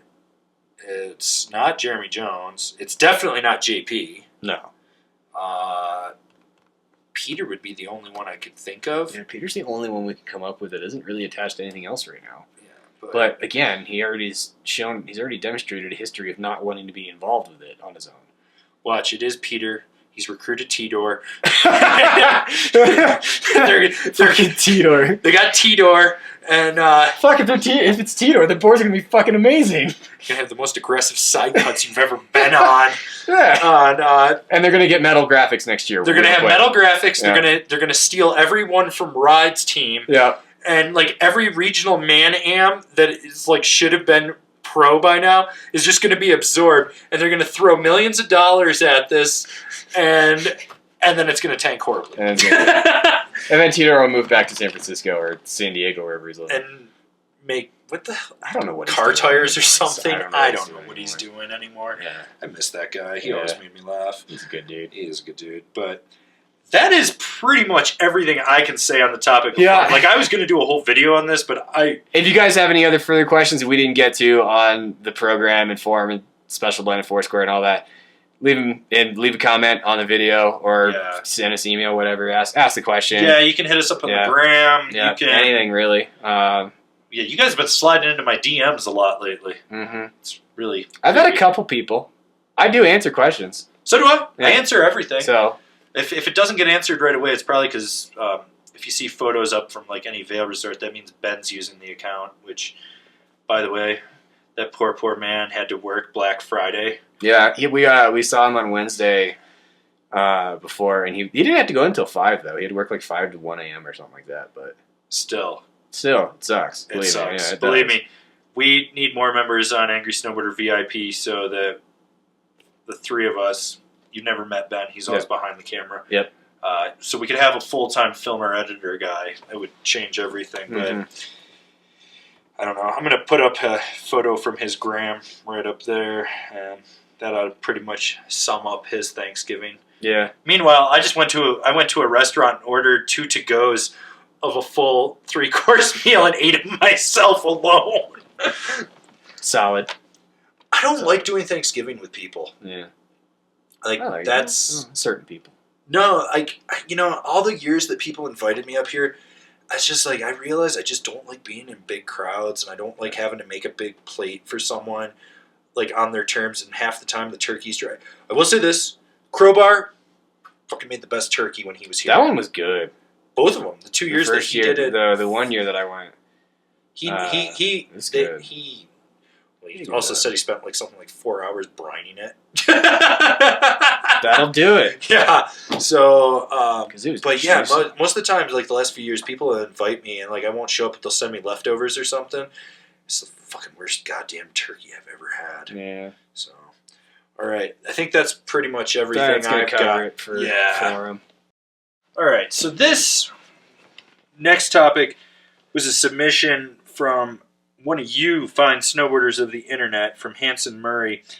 He was asking me about Chamonix Collection, which I'd never even heard of. But neither have I. And then I found out the house sells it, which blew my mind. What the fuck is the house doing, dude? They're selling new Forum. They're selling this. Like, come on. Have a little respect. No, they never did. They've always been bargain basement. I mean, I've always kind of viewed them like you go to that really bad ski swap or that really old shop that just never goes out of business and has 20-year-old stuff that's still in the wrapper and the price doesn't come down. That's kind of how I view the house from time to time. Like, sometimes they have good deals and, like, they try to change the brand, but at the same time, they're still the fucking bargain basement. Mm-hmm. But, yeah, so Chamonix brands, you've got the About page pulled up, right? Yeah. I'm going to go ahead and read that for you guys. So, This is, when you click on About Us, this should be what the brand is, who they are, what they're doing, their mission statement, all that fun stuff. Give you the snippet of who Chamonix is, right? Okay, so this is what their About Us is. We are most alive when we feel the ground under our feet and the world in front of us. We love what nature has to offer, but we don't love paying inflated prices to enjoy it. That's why, after years of working in the active sports industry, we were inspired to leverage our extensive knowledge to do something new in the outdoor gear market. We work directly with manufacturers to create apparel and equipment with best of the best features designed for performance. We don't cut corners, we don't sacrifice quality, and we certainly don't abandon our ethics to boost our bottom line. Because nature is real and open for all. Shouldn't your outdoor gear be too?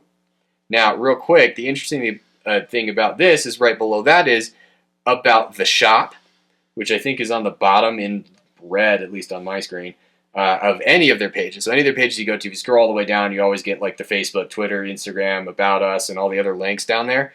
And above those says About the Shop, which is just the first few lines from the About Us. So they couldn't even come up with something else creative to write about buying from the shop. It's on the iPad. It's a copy and paste. Yeah. So, like, that is so fluffy and airy. Like, that doesn't feel real to me, honestly. I find it funny that their most expensive snowboard is only $390. Yeah. But they've got a swallowtail on there for $350. Right. And I mean, whoever they had designing their stuff, like their mobile website is extremely smooth. Whether that means anything. Yeah, you can. Websites are easy to do. I mean, but it's just weird to me. Like, you know, like you go to the specs. So I'm on the swallowtail and I'm going to the specs, and it's like centered base, poplar, hardwood stringers, powder profile, directional shape, swallowtail, 810 flex. Yep. Nothing. Yeah. Then I go to size chart, and that actually has a whole shitload of like. It's like a catalog page right there, and it's really weird because it's a regurgitation of the right side of what the board is, but I mean, you know, it's got S camber in there, so they call it camber, but it's S camber. That's back foot camber for sure. Mm-hmm. But yeah, it's so freaking weird, and the fact that they have board boot bindings. Yeah, the bindings. Outerwear, oh my god. The bindings, that's a questionable at best. I mean, they make the Rosinal bindings look good. Yeah. Let's be honest, Rosinal's got a long way to go. Yeah, their bindings, like... It's a generic mold. Man. Yeah, they look terrible. You know what it is? So, that's an SP binding. That's an old SP binding. Yeah. That's what it is.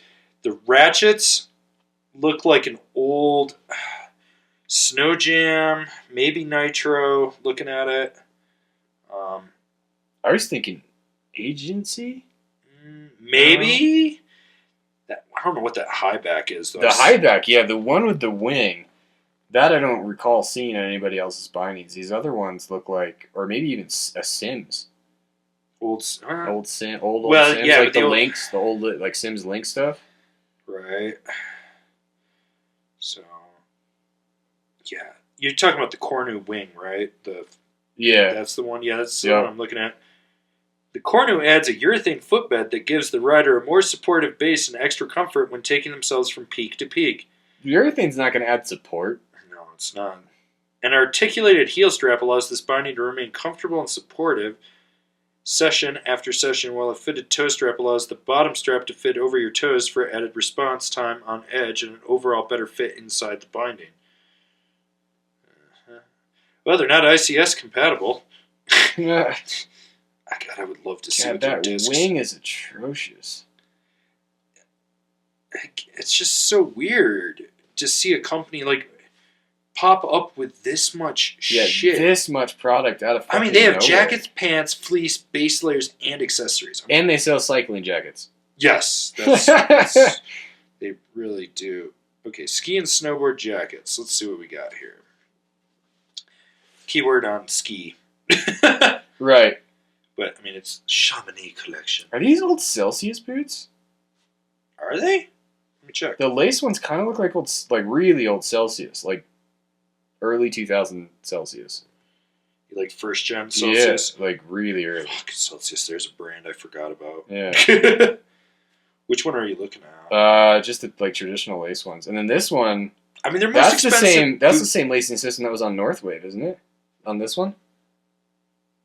It is. Yeah, that's the Northwave lacing system. I thought it was like, but I think Nitro had it at one point too. It's similar. The Nitro one has the pinch locks or whatever. I think the Northwave one has those levers, like this does. It's funny that their most expensive boots only $149. Yeah, it looks terrible. There's a spot on the toe for a brand logo that isn't there. Really? Yeah, on the rubber.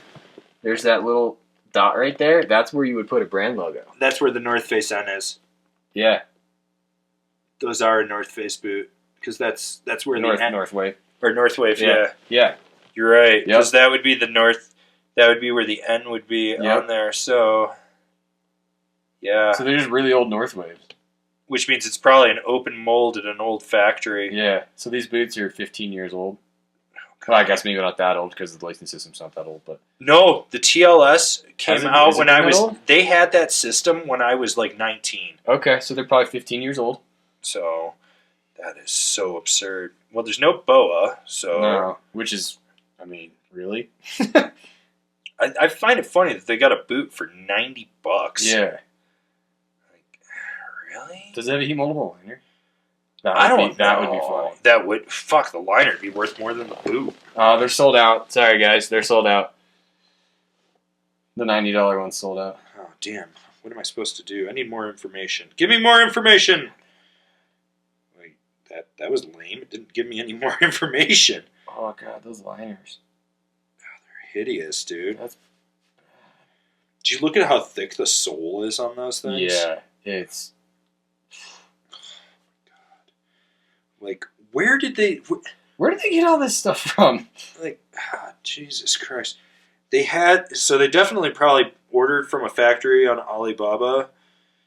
Well, no, because Northwave, Yeah, well, they were Italy. Yeah. But those bindings are SPs. I mean, to a T with just different parts. Mm-hmm. No, that isn't a heat moldable liner. You know what that is? That's a neoprene liner. You used to see them in the old liquid boots. Okay. Back in like the mid to late 90s. Because I used to sell the shit out of those at ski swaps for my one boss. Because he's just like, I got a great deal on all this shit. Like I had this boss that like, he was the weirdest guy to work in. He'd come in and he'd be like, I worked a deal with this guy, and we got all these snowboards. I need you to move them as fast as possible. I was like, what do you mean a good deal? And he'd be like, and I was like, oh my god, he was like straight up trading cocaine for product. Whatever. He was a little loose. Let's check out their bags. This website stopped working for me. It must be overloaded with the two of us being on it. Right? Seriously. This is so freaking weird. Yeah. But, yeah, one of you guys reached out to me, and I was just like, what the fuck? I just can't get it. Yeah, Safari's having an issue because the server stopped responding. I think we broke their website. We may have. Oops. It's okay. I'm not very upset about it. I've broken the Angry website a few times. I just think it's funny that they go from snowboarding to cycling. Like, is this Northwave 2.0 over here? Right, because, yeah, like, what? Like, where? I'm so confused. It's just so weird. So weird. I just don't get, like, this is the problem with Alibaba. And if you've never been on Alibaba, good for you. But I have definitely done some digging around. Yeah. You can order anything off there. Yeah, pretty much. It doesn't matter what it is. Yeah, you want to start a brand? Well, you want to sell a logo? Then you can sell a logo on whatever product you want. Yeah. Like, exactly. Like, Kevin and I have toyed around with the idea of starting a snowboard brand, but we actually know what the hell we're doing. Yeah, we're not going to go to Alibaba. We're going to go to real manufacturers. Yeah, because we actually have real connections. Yeah. And, you know, I've been toying with the idea of doing a quiver line of boards, very limited run. Mm-hmm. So it'd be stuff like, I would go get, like, the Telos backslash for one. I would hit up Marhar and be like, can we get a limited edition lumberjack? You know, there's all these different factories that I would go to and be like, I really like this board. You know, we've sold a lot of these for you. We just want to do a limited run. Right. order them, pay up front, and then we would sell them as limited run just to turn a profit for us to reinvest back into Angry. Right. And that's what we do. But some of these companies out there, you're like, what the fuck are they doing? Mm-hmm. And this is like, I've never heard of this brand, and believe me, I check out every single new brand that pops up. Yeah, it's, you know, whenever, like, I always joke, like, if ever anybody ever comes in the shop and somebody asks them, like, oh, what are you riding? And they're like, oh, it's some small brand you've never heard of. It's like, come get me. I'll be real impressed if I've never heard of it. Yeah. We hear of everything. Like, for instance, in the previous section we were talking about Forum, I'm pretty sure me and you knew about Forum dying before some of the people working at Forum. I think I knew before Maddie. I had an email from the brand manager the morning of. Yeah. And he was just like, you're hearing it here first. And I was just like, okay. Yeah, we knew really early. Yeah. Like, we know stuff. We have the right connections to know this stuff. So when brands like this pop up out of nowhere with a full product line from head to toe, that's fucking weird. It's so weird just to see that. And I mean, the price points. Like, I can understand why people would be like intrigued or interested. Sure. Oh, well, I want to ride that swallowtail for sure. And I'd be curious to ride that now that I'm apparently getting back into riding park this year. I don't know why that happened, but somehow it did. I'd be curious to ride that. Can Kevin park it? Can and it's actually just clips of you trying to parallel park different vehicles at a ski resort. Just. But yeah, I'd be interested to ride the double scallop nose tail thing, whatever. Like, that looks like an old Slash. It does look like an old Slash. It's a little pointier than Slashes were, though. But that could just be the photo. It could, yeah, it could be. So it might just be an old Slash with if it's an old. What was that one called that had the tiger on it? It was before. Was it the Paxton? That was because it went. Was it changed. the Johnny Paxton? Yeah. It was the Paxton, and then it changed to what was it called? It wasn't the New Hall. No way. And it wasn't the Happy Place. No, it was the other twin. It was flat, and it had the reactive fiberglass on it. That whatever. That board rode like shit. I liked the Paxton. Maybe it wasn't that one that rode like I don't know. We replaced the Paxton, and I can't remember the name of it that you hated because it got way stiffer, and I never rode that one. But that was the problem with all Slash boards. Yeah, the Paxton was actually super good. It was actually super fun. Yeah. Well, they actually made a good board. So maybe if they bring that back, and they're literally bringing back that exact board, then I kind of ride it. It's probably softer because it's only $350. So Right. It doesn't have anything. Yeah, there's nothing in it. But it's got a sawdust core. And I just love how they're like, we went direct to manufacturers. Well, no shit. That's what all brands do. What, you think you're going through a third party and then to the manufacturer?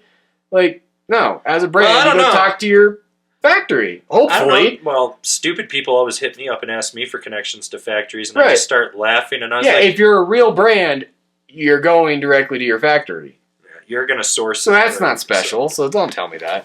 It's things like this that just make me believe that I could crowdfund a snowboard company. Oh, I don't think there's any doubt in that. We could easily start a snowboard brand. Maybe for April Fools, we'll launch a Kickstarter and see if it actually works. We'll do it as an April Fool's joke. If it actually works, maybe we'll But if it hits the right amount, we will legitimately make a snowboard company.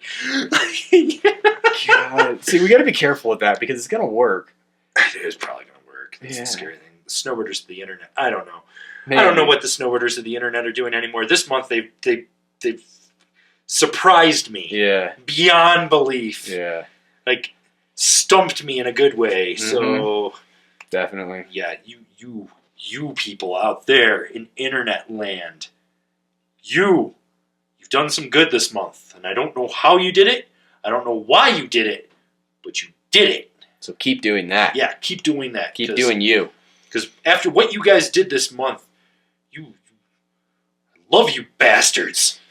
I'm completely confused. Kevin and I were talking about that before we sat down to record. Yeah. And it was very, very mind-blowing to see because there's potential that this could literally become our jobs, which monetary jobs, like not struggling jobs, like 10 years of work paying off type of thing. Mm-hmm. I don't know about you, Kevin, but I literally want to be us to be the face of snowboarding on YouTube. That'd be kind of crazy. I want us to be like #1 product review, #1 like this is snowboarding news. This is it. Like, believe me, I've calculated the numbers for any of you OG fans that remember last week, this week, my weekly snowboard show. I want to bring that back, but I want to have a staff of researchers so that they can get everything together. We can bang it right out and do it. I would love for us to become like the Philip DeFranco of snowboarding. You know, that's where I'm at. Like snowboard news, snowboard product reviews, and all that. But we're not gonna make that anytime soon. Yeah. So, anyways, we're drifting off topic a little bit. So we're gonna segue into something else here. Yep. Okie dokie. We're gonna get into some gear review. Review stuff now. Yeah, review stuff. Kind of like Transworld put up a review of the Greats on Ink yesterday, and I had to literally leave a comment on their Facebook going, "Where's the fucking review?" I mean, it was catalog regurg. It wasn't even catalog regurgitation. It was specs from the catalog or from Evo's website or whatever it was, and one blurb. This board was good. Something like that. That's pretty much what it was from their tester. Right. And then nothing. There was literally, like, it was pointless. But, yeah, so before we get into good wood, we're going to do the blackboard experiment, which has Pat Moore. And it was done down at Aspen, which, I mean, it was a bad year in Colorado, so the parks were good. Yeah, parks were good. And Pat Moore knows how to ride park. But he does. But he's also Pat Moore. Yeah. So, I don't know. And for all you mountain bike fans out there, that's like having Aaron Gwynn randomly test mountain bikes. And that's kind of the issue with Blackboard. We're going to get straight into this. Having super pros test snowboards doesn't help consumers really. Because they're not going to be riding at the same level. They don't have the same precision. They don't have the same edge control. They don't have the same power. They don't have the same understanding of the board underneath them. And most pros out there can't differentiate between what they like and what might be good for somebody that's 16 levels below them. I'll say this: I've got a lot of friends that are semi-pro, pro, and they've had to have boards built for them. Like Dylan Thomas, classic example. The Gypsaw HD exists because of Dylan Thomas from Rosnell, but his response was, "I need something beefier than a Gypsaw." That was it. And then they made it. Yeah. And then they made a few different versions of it, and you'd be like, it's too soft, it's too stiff, it's just right. That would be it. That's about the influence he'd give, is this is too stiff. Yeah. I mean, that's it. It's not a hypercritical thing where they get into like the whole technology of being like, well, the board's flexing like this because it has a carbon fiber X or a V or a C or whatever that they put into it. Yeah. You know, and it's not to fault them.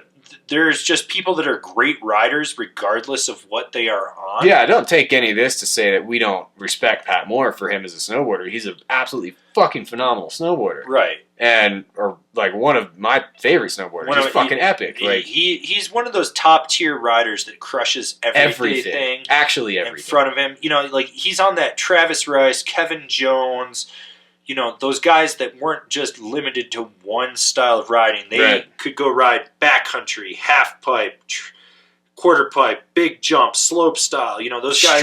Street. Yeah. Those guys that were just able to be like, fuck it, I'm going to go ride it, and that's what I'm going to do. And that's the thing. I mean, not exactly the type of person that I would be like, oh, well, he said this, and I'm going to go buy it. I'd be like, okay, well, he usually hits 100-foot gap jumps of death, and I'm over here with a 20-foot jump.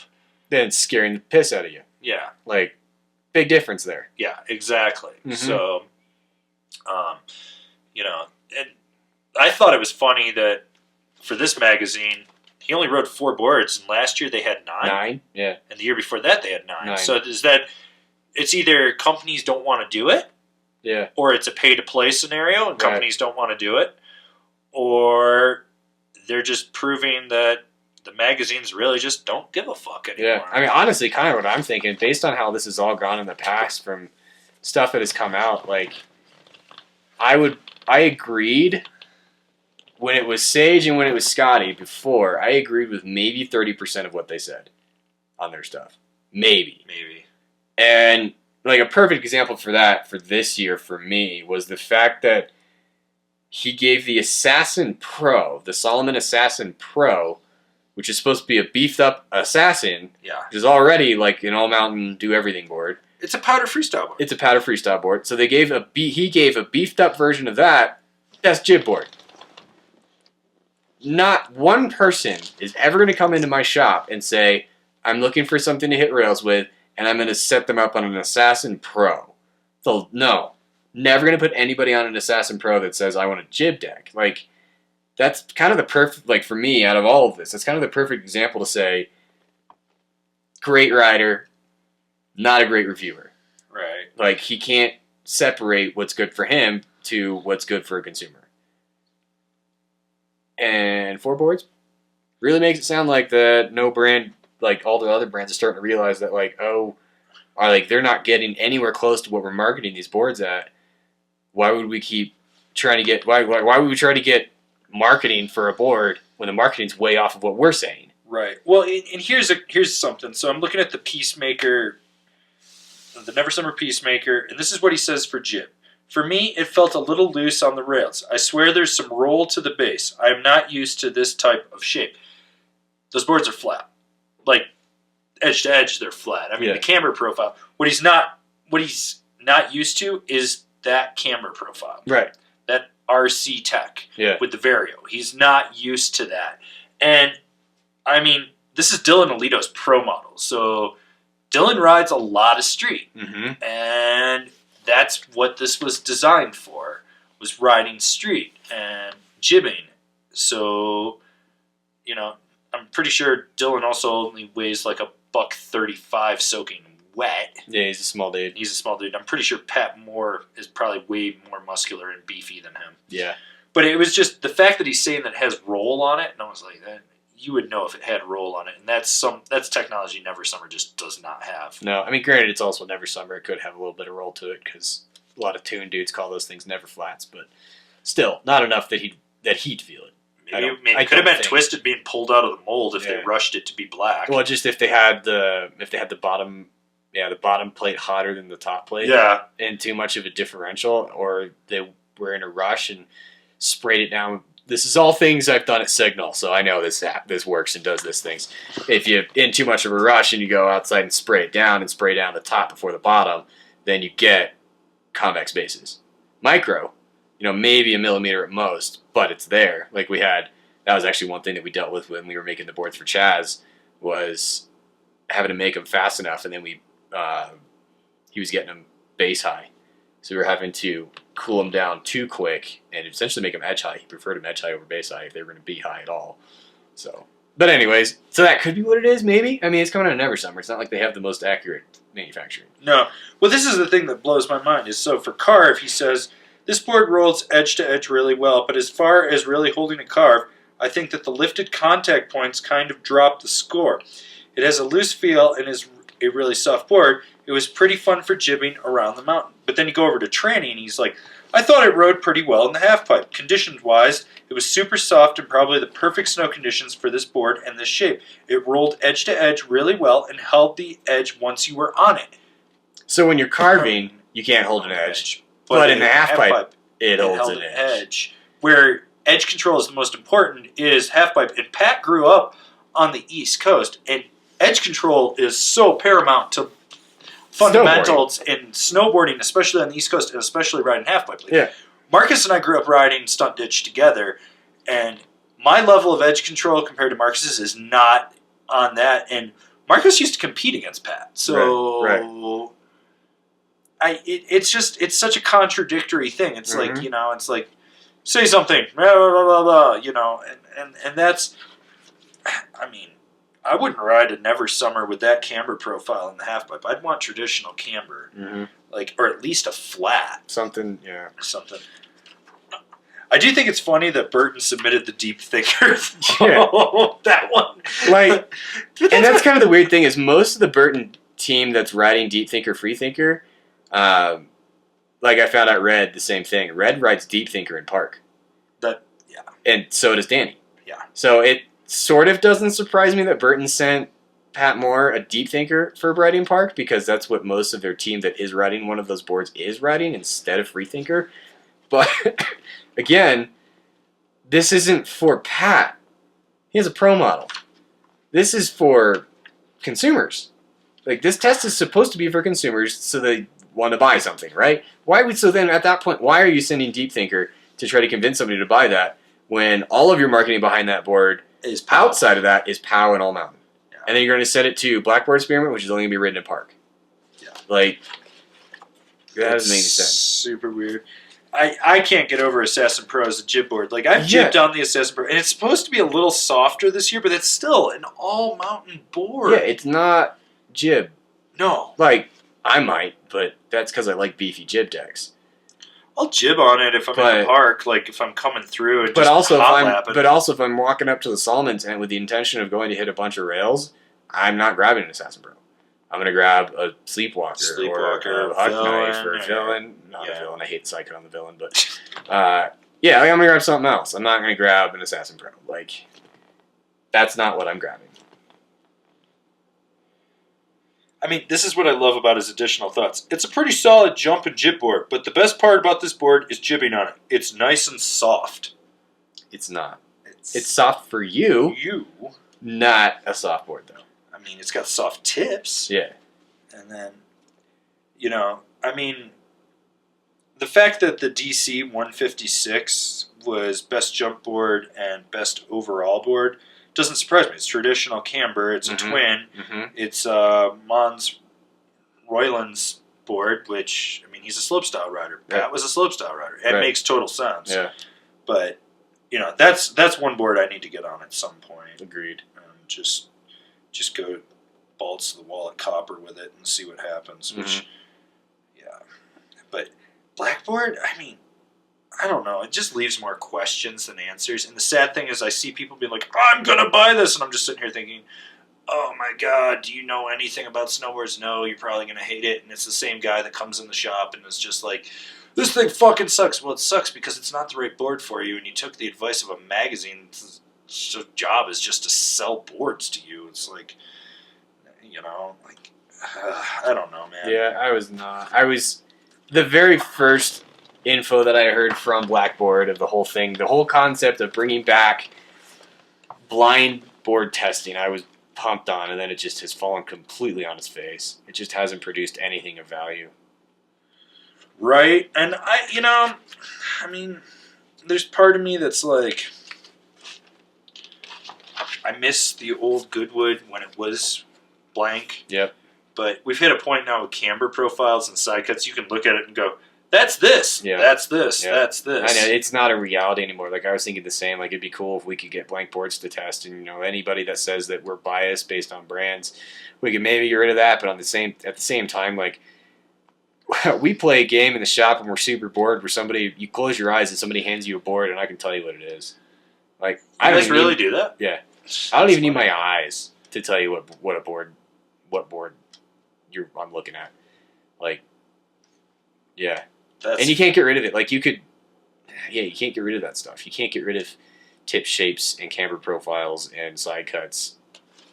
Like, there's nothing else to minimize outside of graphic. And yeah, like, so you can't do blind testing anymore if you know the industry. No. And that's the thing is, like, you can pick up a board and be like, if you flex it, you're like, blind, you're like, that's American made. Because they have a different flex to them, different snap. Things just feel different. Yeah, like, I got my Arbor Westmark today. The first thing I did was crack that fiberglass. And it just has such a different sound than a US-made board. Like, when I got my Marhar Lumberjack and I flexed that. Yeah. It's just like, it's just like a louder... I need to audio record me flex testing and cracking. Just get that audio pickup of what those sounds actually are when you flex it, because they just sound so different. Yeah. So different. But now let's get on to the good wood portion of this. Yep. This one. So one of my things I like about the good wood, and this has nothing to do with Transworld, but Ride sent in war pigs for every category this year. They didn't even bother to send any other boards. They just sent War Pigs in a few different sizes for every category, which I think is just fucking hilarious. Super funny. Yeah. So my biggest issue with the good wood test is some of the testers. I've had friends that I would never trust to give an opinion on any snowboard go. Like, love them. They're my friends. But they don't know their ass from a hole in the ground when it comes to a snowboard. Mm-hmm. And, 2 laps on a board and then you write down a bunch of numbers and a few sayings and that's it. Doesn't really do it for me. I mean, if you're going to do that, why don't you just hire James Beastie from the Good Ride? He'll go straight down the middle and, oh yeah, this board was stable as shit, man. I could drag my big old fat good on the ground. It's like, that's one of my issues. I've talked to people that are reps that have also done it, and they're just like, it's such a joke. Yeah. Like, I mean, we've talked to company owners that have gotten boards back with no bindings been mounted to them, and then they win awards. Yeah. Like, it's a load of shit. It is. Yeah. It's such a load of shit. And I always think back to the time Smokin' won their first Goodwood Award and then wasn't invited back the next year because they didn't pay to advertise in the magazine. Like, it's shit like that. Like, you have to pay to play for Goodwood, where you're probably not going to win something if you don't have an ad. And then, on top of that, like, one of the ones that bothers me the most is that, sure, there's going to be chicks out there that want to ride men's decks, but 99.9% of women shouldn't be on a men's board, so why are you allowing the women to ride men's boards for Goodwood? Well, I mean, I understand where you're coming from, but in all defense, the Bogart is a super soft board and a woman could ride it. It just comes in bigger sizes. It's the width, though. Yeah, that's the big one. Like, and I guess some of the Mervins that have won, like the TRS one, I think last year. That shouldn't have been there. And that shouldn't have been, like, and granted, that does come in narrows. It does come in so there's at least some viability to that cold brew this year. Again, it does come in a narrow couple sizes. I wouldn't put any women on that. But again, yeah, like, unless they're one of that 1% of females that's just burly Yeah, enough. if you're a Sam Squanch. But at that point, you're going to be riding a men's board, so you just go look at the men's reviews. Like, and that's kind of the thing, is Goodwood is not for the educated.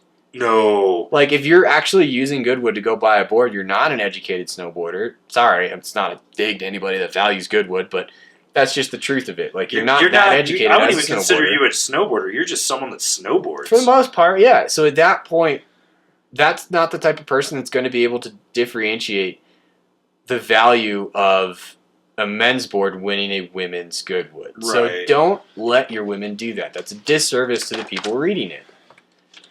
Yeah, so, I don't know. There were some weird winners this year, too. Yeah. It was kind of there was a lot of, like, full directional stuff for the first time in, like, ever. Well, I'm looking at, like, the Park Awards. Yeah. And DOA's on there, which the board's just not that good. No. It's not as good as it's all made out to be, and it shouldn't be winning Park Board. No, that's an all-mountain board. It's an all-mountain Charger. It's a little bit beefy. Like, I mean, I just think that the Outsiders is so much better. Oh, it's so much better. The Mercury's so much better. Yeah. But, like, I see, so, like, the Yes Greats on ink, I got a couple laps on it. It's got redesigned. It's not enough for me to form a full opinion on it. I need to go get it for a full day. But the board, it's softer than it's been in years past, at least for me. When I was riding, was it the 54 or 55, something like that? Mm-hmm. And I could just torsionally flex it. But, I mean, it was good to see stuff like the Interior Plane Project, Haro's on there. Yeah, like, that was actually kind of interesting to see. Mm-hmm. So Never Summer got 2 wins with Sims and Academy. Right? Yeah. So there's that. But, the Box Knife is on there, which that board is fucking amazing. Yeah, and that's kind of the thing about Goodwood is they do actually a lot of times get it right. But that's more because those are the boards that those brands are trying to push that just happen to be good. Yeah, right. They definitely got it wrong enough times. But there actually has been some stuff picked by Goodwood that was actually decent stuff, but that's out of coincidence. Right. Like, out of anything. That was just out of coincidence. And this is the one that blows my mind, is for women, they chose the Never Summer Shaper Twin. I mean, yeah, it goes all the way down to a 46, but it goes all the way up to a 61. Yeah, again, like, that's a men's board. I don't care how small it goes. It's a volume shift board. So if you normally ride in a 52 in POW because you're a small dude, then that's what you ride is the 46. 46. It's not a women's board. Right. And that's just the whole thing with this. Is like, it's just frustrating when I get people that email me or leave a comment and they're like, well, what a good wood. And I'm like, yeah. And they also bought a shitload of advertising too. Mm-hmm. Like, come on. I think the funniest was Snowboard Mag accidentally sent their media kit out for platinum picks before they went. I don't even know if they're out of business. They're back. They're not back. They're dead. They're alive. They're in purgatory. Fuck. They are. They're literally in magazine purgatory. Mm-hmm. And but yeah, they sent it out, and it was like, if you want a platinum pick, it was $7,000 or $8,000, and if you want this, and if you want to mention, I was like, wow, you're paying for editorial at that point. Yep. Like, and I love it. People like, we got a platinum pick, and I was like, you bought a platinum pick. Like, people can say what they want about us, but I've never been shy to bite the hand that feeds me. So one of my other favorite things in the whole Goodwood thing is in these issues now they're doing their tested. Oh, tested and approved? Yeah, the oh tested my God. and approved series, which this should be it. This one. Is the one I'm looking for with the boots. Is it that one or this one? I think it's this Is one. that one? Let me see. I went through. It might be that Maybe one. it is this one. I went through and looked at it, but yeah. Yeah, okay, it's this one. Yeah, so, there you go. All right, so tested and approved. Number one, they've got the red fuse, and they have the Lick the Cat colorway, which that's a limited colorway. Nobody's going to be able to find that. I have some, but nobody's going to be able to find it. And then I'm trying to look for the one I was really looking for. Is it the... It was the Rome boot, wasn't it? Yeah. It was Rome or 32. I think it was the Rome. Yeah, Where it was the Rome boot. Or maybe it was the Vans boot? No. Well, there's the Vans boot, which... So they have their rad and bad for all of the stuff that they go through in their tested whatever. And it's ridiculous. So this one's great. So the Salomon Lo-Fi. Rad. Foot-hugging comfort. So it fits. That's your good. It fits. Cool. It fits. Bad. Some felt the boot looks cheap. Let me... That's the bad part, is it looks cheap. Yeah. Good job. Oh, and then the Salomon Ivy, I think, was one of my other favorites. Is that one of them? I think it was the Ivy. Or Kiana.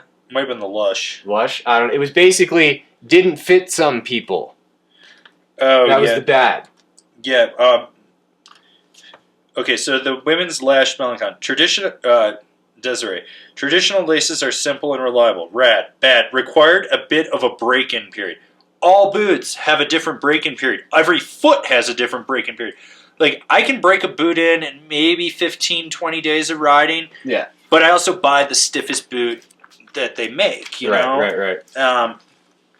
Yeah, it's, let's see, where's the other one? There's a good one. The rad and bads are just, they're, like, one of them was, and I forget which boot it was now, but one of them, basically, the rad was, it's soft, and then the bad was, it's soft. It's like, oh, those are the same thing, guys. Good job. Okay, here's one. So the Burton Felix boat.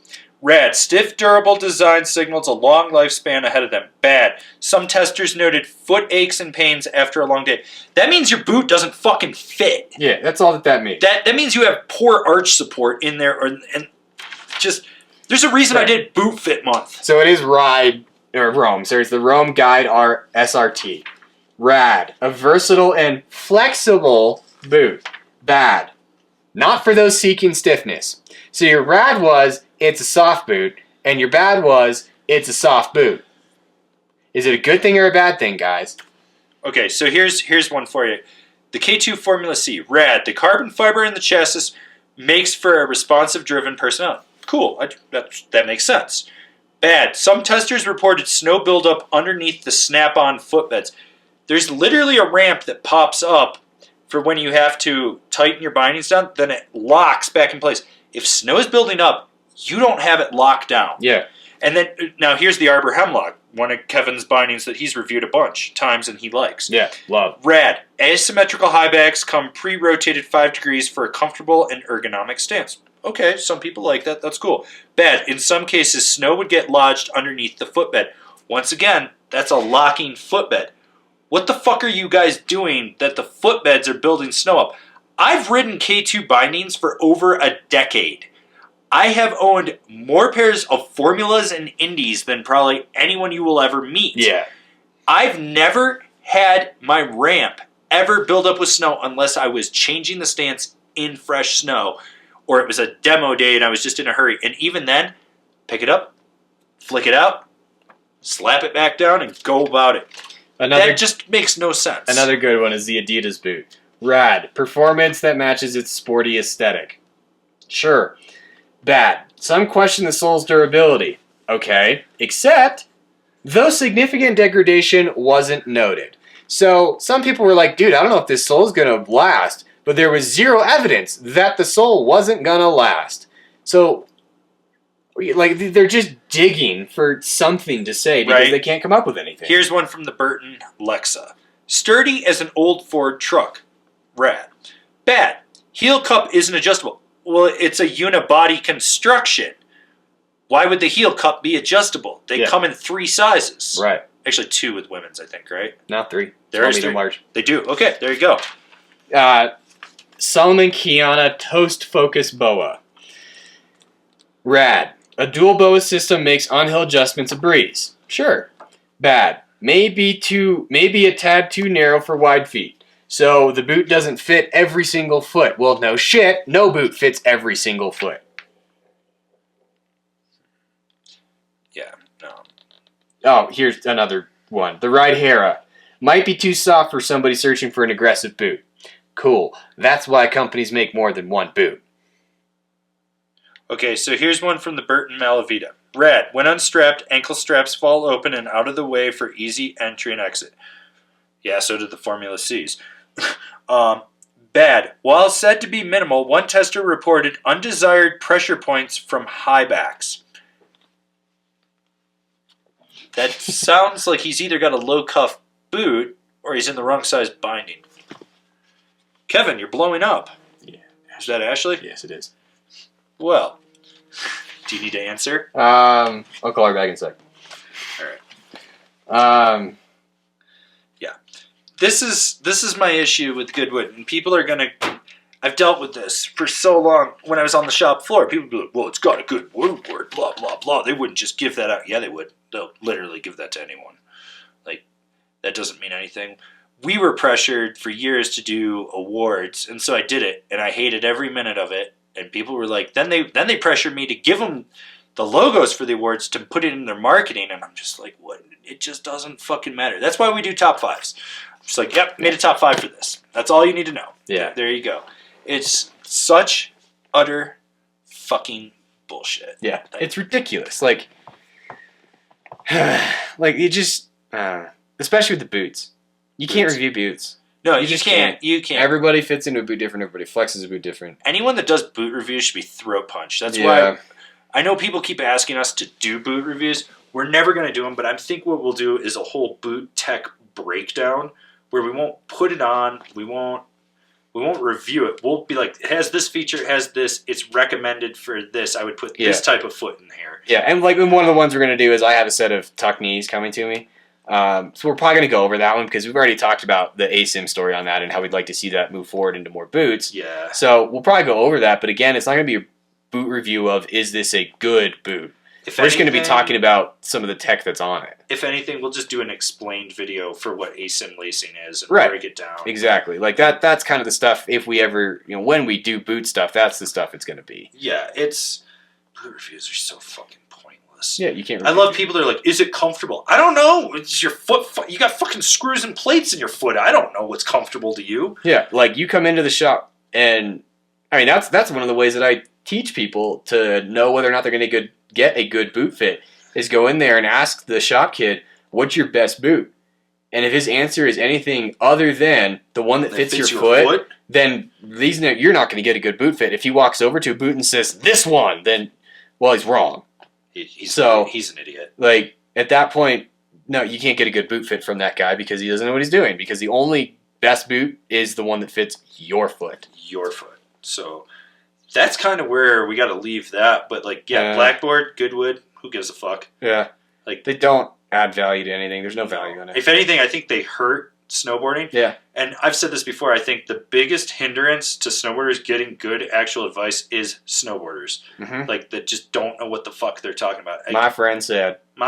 Oh, that's a good one. Or I read on the internet. The best was the guy that argued with me in the lumberyard one time.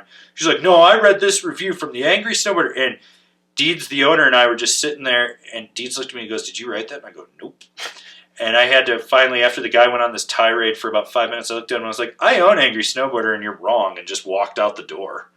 I was like, I'm not even going to deal with it. But it is literally one of the most frustrating things when you have so much love and you just knowledge and understanding for gear, and that's just what you want to do, and you get that bad advice and people just, and you see it out there. That is why I have such issues with so many other review websites. And this is why I'm just like, fuck these things. Yeah, you give somebody terrible advice, they go out and they have a terrible time on that snowboard, and maybe they don't keep snowboarding. That's exactly maybe they switch back to skiing. Like, I can tell you exactly how many times someone has told me that I gave them bad advice online. And that is because they did not answer me honestly. Right. Which is a whole other thing, and I'm going to make a whole video on that. Like, literally beginner advice on how to get good advice. So, you got anything else to add on that one?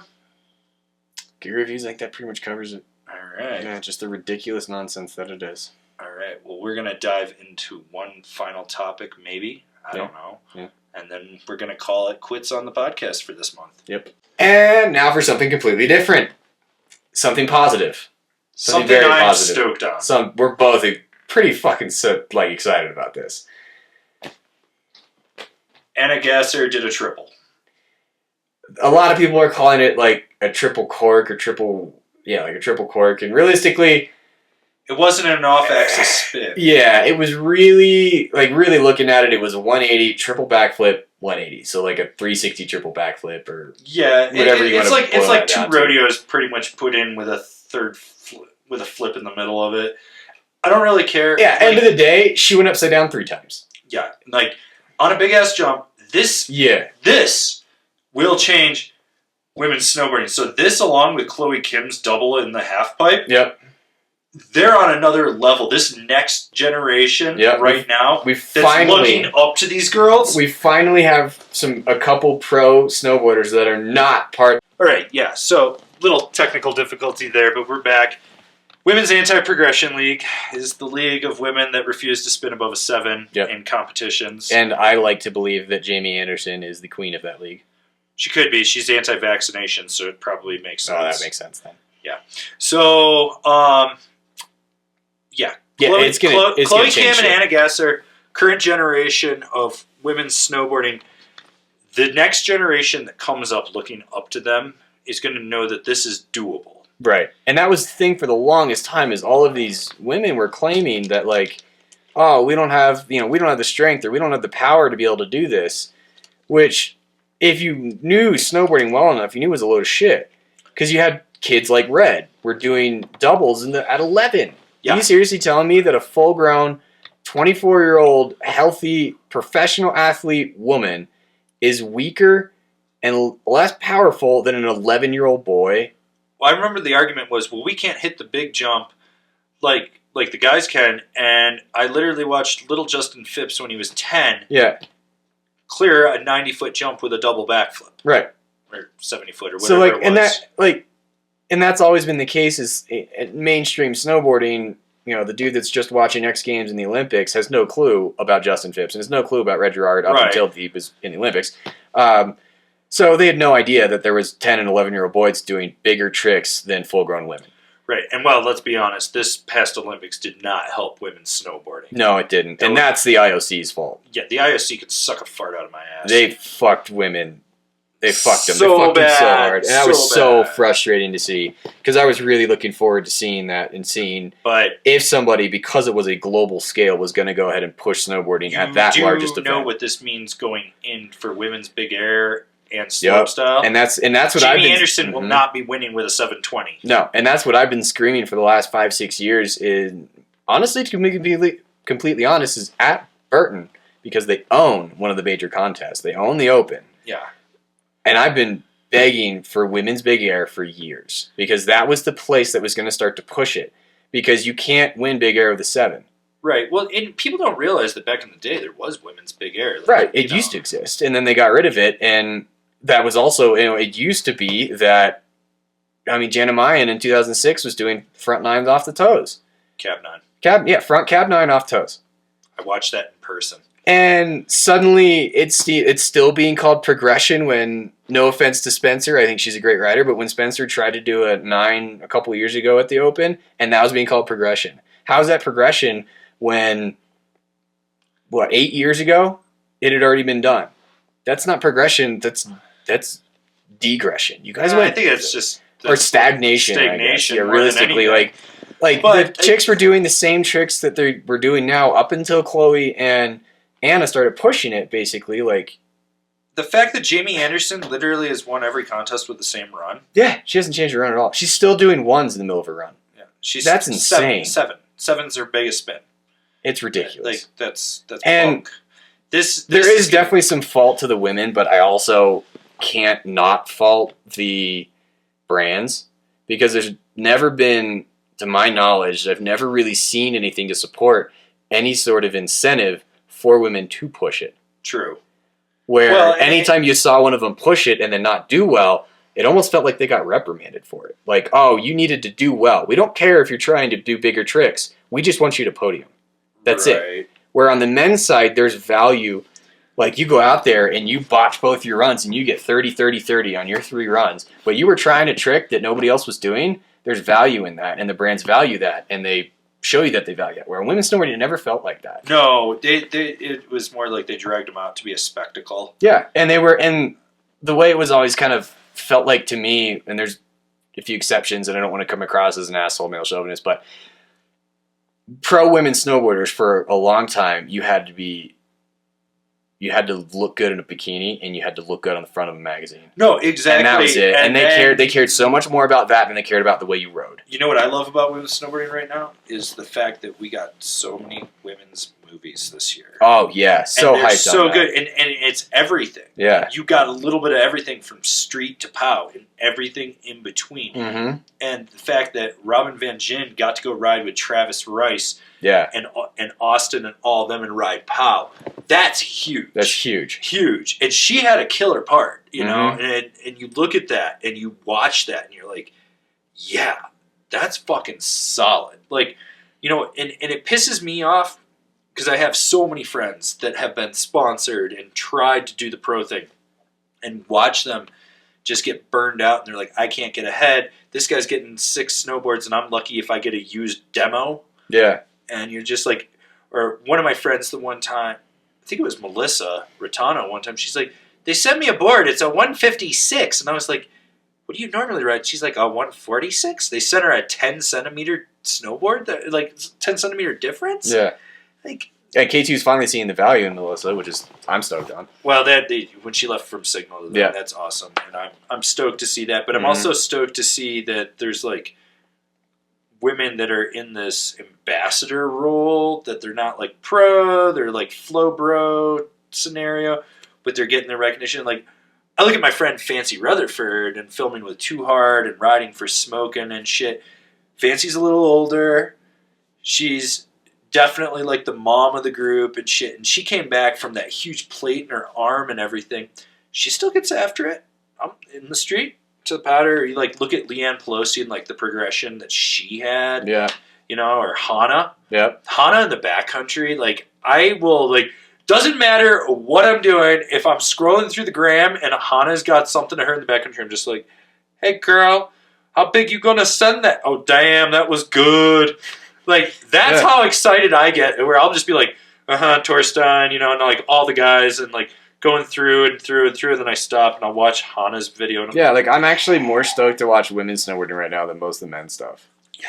Yeah. It looks so much better, and they finally developed like good style. Yeah, they actually have some style, and it's so cool. Like, they're not they're not like this afterthought anymore. You know, they just, you know, I wish at the Olympics they had all just said "fuck you" and walked out. Like, I really wish they would have too. I really wish they would have. I understand you're on the world stage. It would have looked bad, blah, blah, blah. In the long run, you would have made snowboarding so much stronger, in my opinion. Yeah, I agree. In that. But to see a woman do a triple when they just started doing doubles is amazing. And not on, like, a small jump. It wasn't, like, a special built jump for it. She just fucking went and hit a massive jump. Was that at 9 Queens? No, it was just... Was it Dubai? It was somewhere over in Dubai. I think it was just a big-ass jump. But still, the fact that the best is the video reaction afterwards. She's like shaking like, I did it! And she's like, I fucking did it! You're just like, yeah, you did! Yeah. Fuck yeah, good for you. And then, you know, I don't know if you caught the new Too Hard movie. I haven't seen it yet. I've seen clips from it and stuff, but... You know, there's some good stuff in the middle. There's some bad stuff. It's a Too Hard movie. It's got its pros and cons. But then it goes to Maria Thompson at the end. I have so much respect for that woman because she takes her kid to the street spots with her. Like, that little guy is just grown up with mom hitting urban rails. Yeah, that's so sick. And I'm just like, that's fucking cool. Yeah, it reminds me of the part from... It was one of the People movies, or I don't know, one of those older movies with Tim Eddy, and he brought his family in the van to the school to hit a bunch of features at the school, and he's got the whole family there involved. Like, it was awesome. Like, so that's so rad to see her bringing her kid. Well, to I mean, most people in snowboarding, it's like, oh, she had a kid, she's done. Yeah, like she's like, they just write you off. I'm just gonna bring my kid with me. Yeah, like, yeah, that's awesome. Yeah, I tell you who I'm really stoked on is Ivica Jurgensen. Rides for Dinos. Oh, I'm waiting for like that blowout, super huge part. Like, every year that I go to the riders pool and I wait for the women's, I get so disappointed when it's like that year that Haley Langland won. Yeah. And I was just like watching those video parts and I was like, really? You gave it to a fucking park rider? A park rider. Like, her whole part is on a perfectly groomed park. They had to build the run-in to this. Yeah. Like, whatever. I could go on forever, but we're just two guys talking about women's snowboarding. There's going to be some pissed off women about this. We're going to get women. I mean, you should be. We're excited about women's snowboarding right now. You shouldn't be pissed, but... Oh, my God. I'm sure we'll piss you off saying something. Well, I always come across as being the bad guy at some point. Yeah. I don't know. It's okay. We got time for one more topic, and then we're going to do the outro. Yep. Final topic. People are going to get angry about this one. It'll probably offend some people. Yeah. But word on the street is that fourth phase was rushed into finished production after Red Bull audited Brain Farm.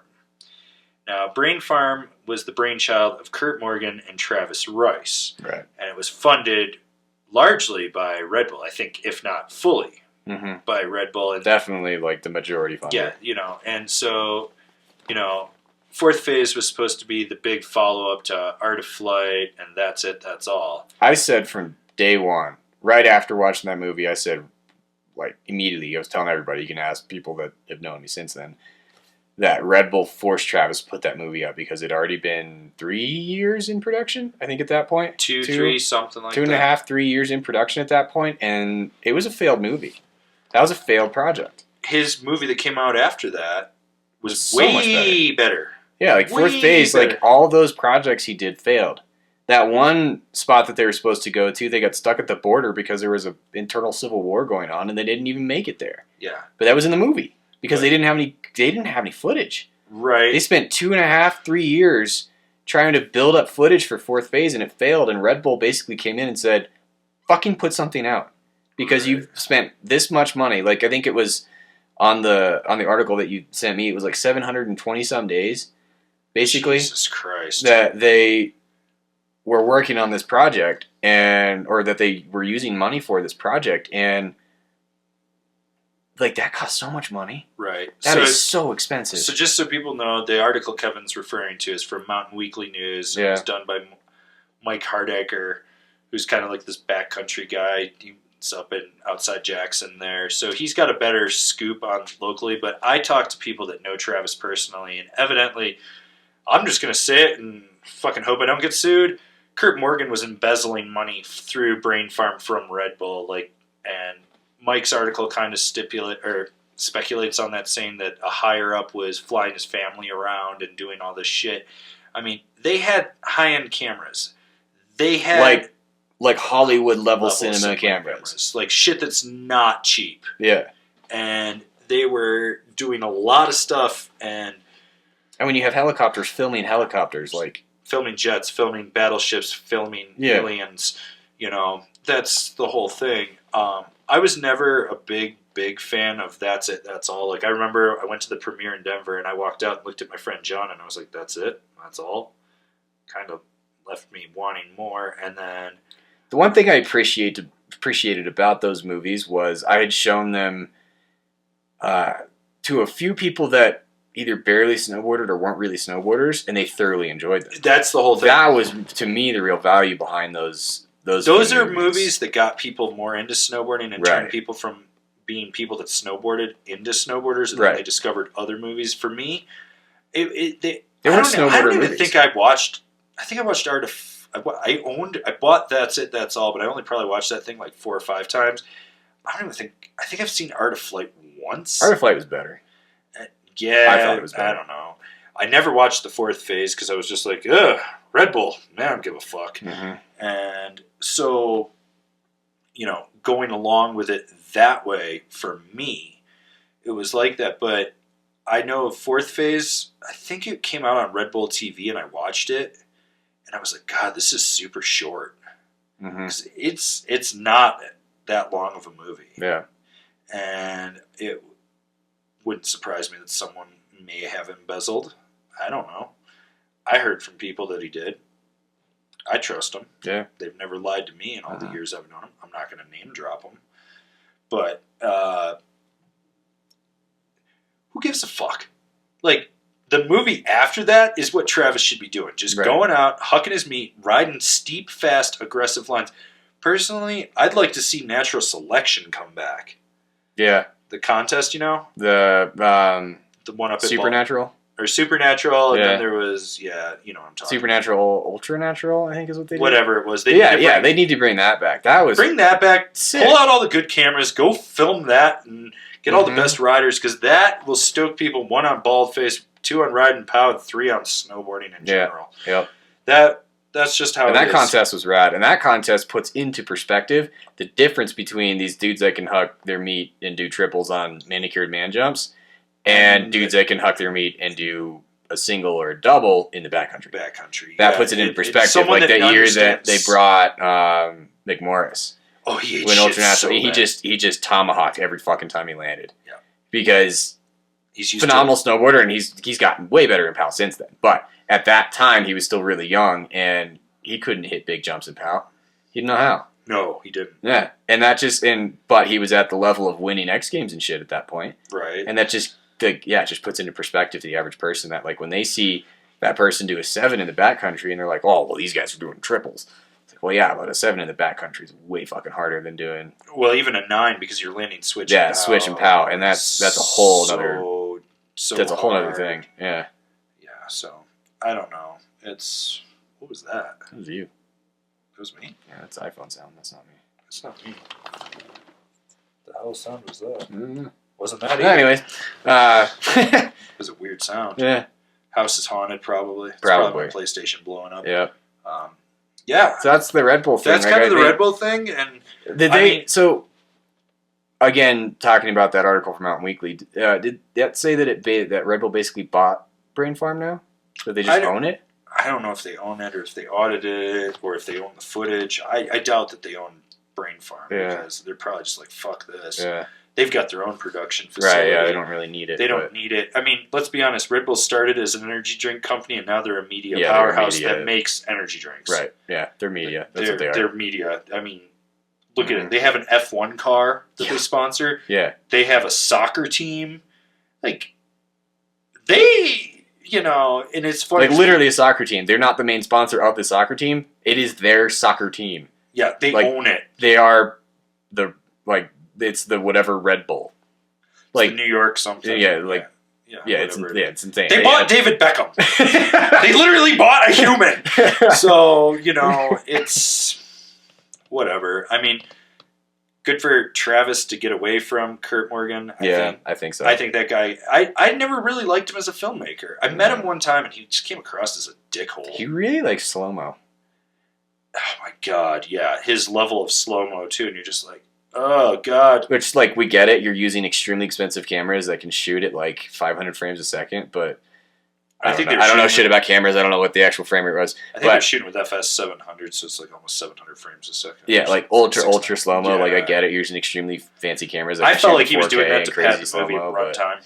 Yeah, that's probably what it was. I mean, Art of Flight, I referred to it as Art of Filler. Mm-hmm. Yeah. Because if you got rid of all the filler space and just got to the thriller, the movie would be like 13 minutes long. Yeah. It was an experience movie. That's really what it is. I mean, it's something you show your mom and be like, this is what snowboarding is. And then she's like, so you do that? And you'd be like, sure. You know? Uh-huh. Like, according to one side of my family, I'm just a ski instructor. Right? Yeah. Sure. They have no clue what the internet is or how it works or what I do. So they know I live in Breckenridge, and they're like, yeah, you're teaching skiing. I'm like, sure. I don't even argue with them. They'll just ask me all sorts of stupid questions, and I just go with it. Yeah. I mean, I'm sure half my family thinks I ride the double black diamonds. The double blacks? Yeah, I'm sure What about the triples? I don't know if I'm at the triples yet. Oh, man. Yeah, I'm sure that's what half my family thinks is I just snowboard down diamonds. I think I'd ridden like 15 years before my parents ever saw me snowboard. Yeah. My parents have barely seen me snowboard. Maybe. They watch Kevin Carpet. Like when I was, yeah, exactly. That's the experience of like any of my extended family has seen me snowboard is through Kevin Carpet, and none of them have watched that, so none of them have seen me snowboard. At least my mom's seen me snowboard. Yeah, your mom has. #1 fan, yep. LeFeber. That woman will like and share anything we post. She shares it to all 38 of her Facebook friends. Heck yeah. Good job, Lynn. Proud of you. Crushing it. All right, so I guess that's the end of the podcast. I think we covered a lot of stuff. Next month, we're going to try to have 2 special guests on. Yes, we are. The Texas Twins. Yep. So we'll leave it at that. Yeah, we're not going to be able to give you any more info on who those people are. But we'll probably have some topics to talk about.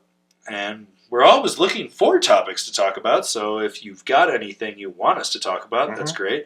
You guys can stop sending me the bad ideas stuff, because you're sending me stuff that just didn't make it in the last podcast. Like, we had it.